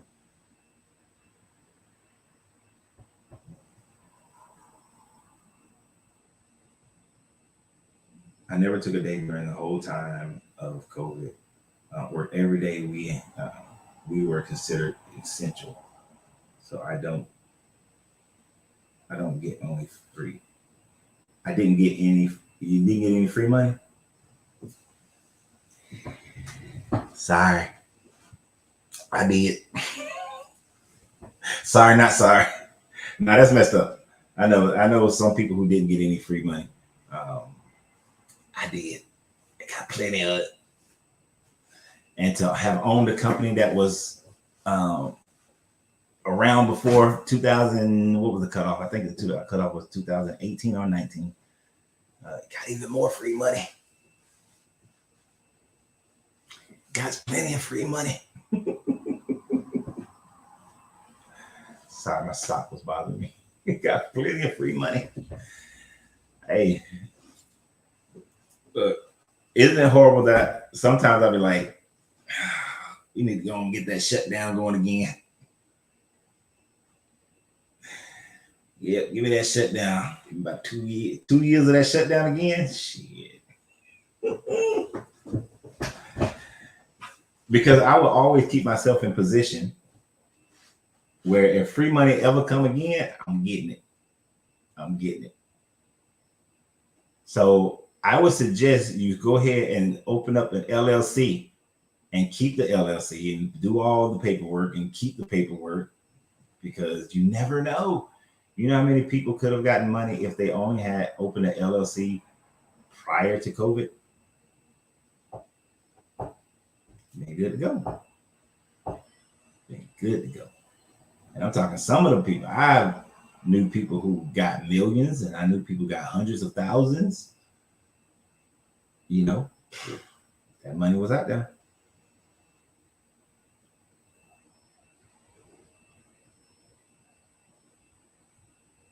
You know, when they did, then got caught doing under table roofing. Oh, no. See, that's the thing. You can't be greedy. That's what we talked about earlier, right, John? You can't be greedy with it. You can't be greedy with it. I took my free money and I ain't do shit. I ain't do nothing. Not one blessed thing. And then when it was the market opened, where I could reopen open the popcorn shop up for people and let them, where only 6 people can be in at a time. They had, only 6. They had to keep 6 feet of distance. So, I set it all up in the way that the government was saying. Got having little placemats on the ground for 6 feet between people. I had to sign on the door. I think it was only 3 people in. No, I had it where, how many placemats I had? 1, 2, 3, 4, 5. 5 people could be in at a time. I did car service, had my stuff set up, had all the safety things I had to do inside there. All that stuff was set up. I waited for the government to say we can open. My type of business can open before I open.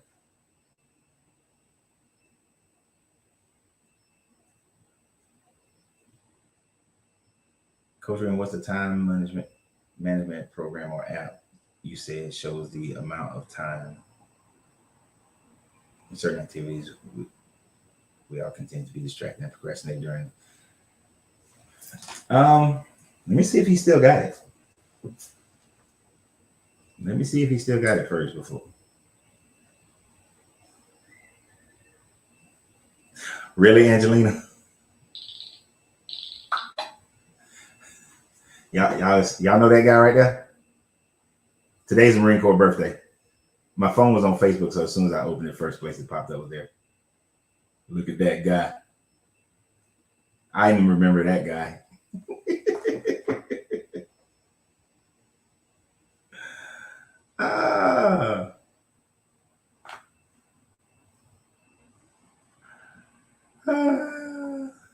Let me.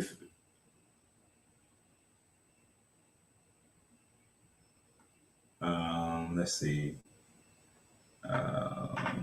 Where would it be? Let me see. Let me just do a regular search for it.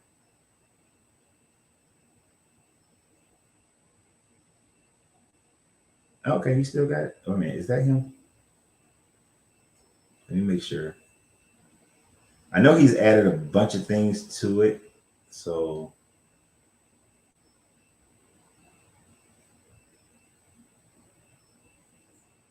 Okay, yep. Okay, so he did create an app for it.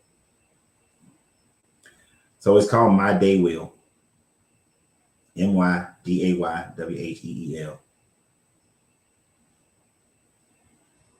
I wonder what he's I mean, it started out as a book. It was a journal style book at first. I remember when he started it with it, it was a journal book, and we were selling the shit out them journal books too.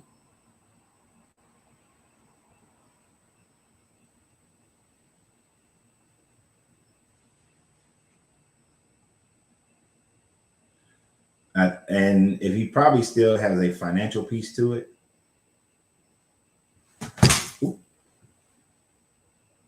I'm downloading the app myself. But I'll type it in here so that you'll know.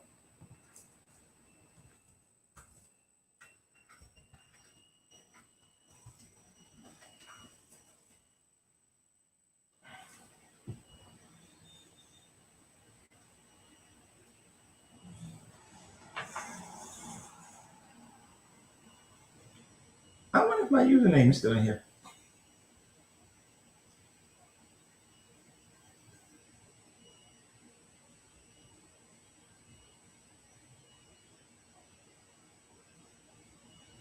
But yep, it was great. It was a great little program.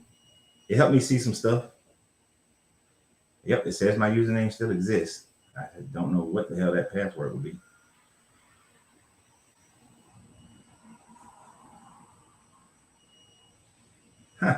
That's interesting.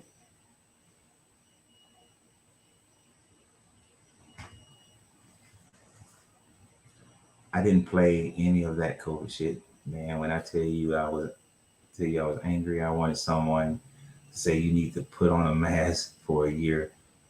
I work up and close violence. I'm in a better place now. Don't be like that. Don't be like that. Don't be like that. Grand Rising Strong.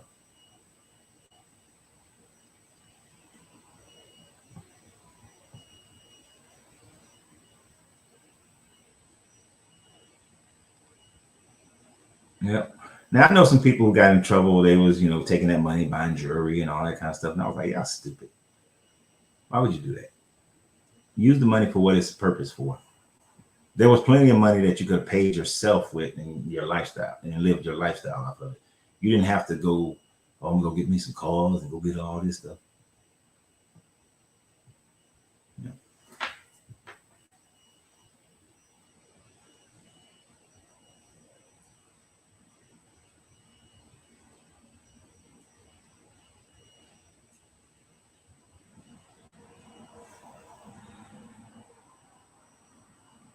Hmm.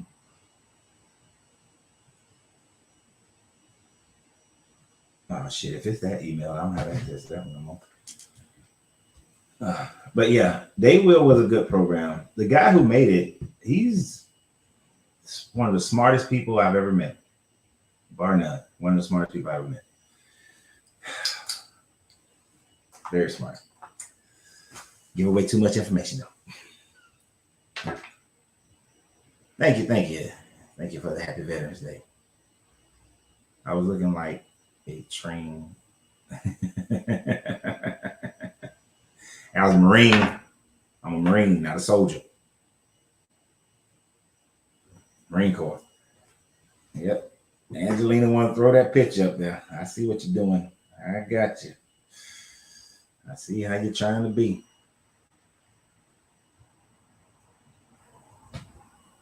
But it is what it is. Young hard charger. With no beard or mustache.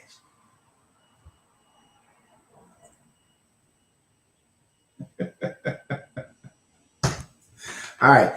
It's time to get off here, y'all. It's been 3 hours. I got to make some other videos. I don't have any errands to run today, so that's good. But let me get off this thing so I can make some other videos. And the video that I posted around 10:30, 10:50, go check that video out. And please continue to share the videos. I appreciate you guys for sharing. If you find me for the first time, please subscribe to the channel. But continue to share the videos, and I appreciate it. I know that's repetitive, and I keep saying it because I want to make sure that y'all know that I am very grateful for you guys and for sharing videos and subscribing to the pages, especially Facebook. Facebook, my favorite. So I appreciate all you guys. Grand Rising Henry. But I do want you to go away with the mindset that there is no glory in poverty. There isn't. There's no glory in poverty. I will give that to the prosperity teaching that there is no glory in poverty. There, and if you do still take lessons, if you're chewing the meat and spitting out the bone from the Bible, then that's one of the things that you should chew up. Is that although those economic thought processes have always been around, there are some good economic processes in there, but there is no glory in poverty. Don't let them trick you with that.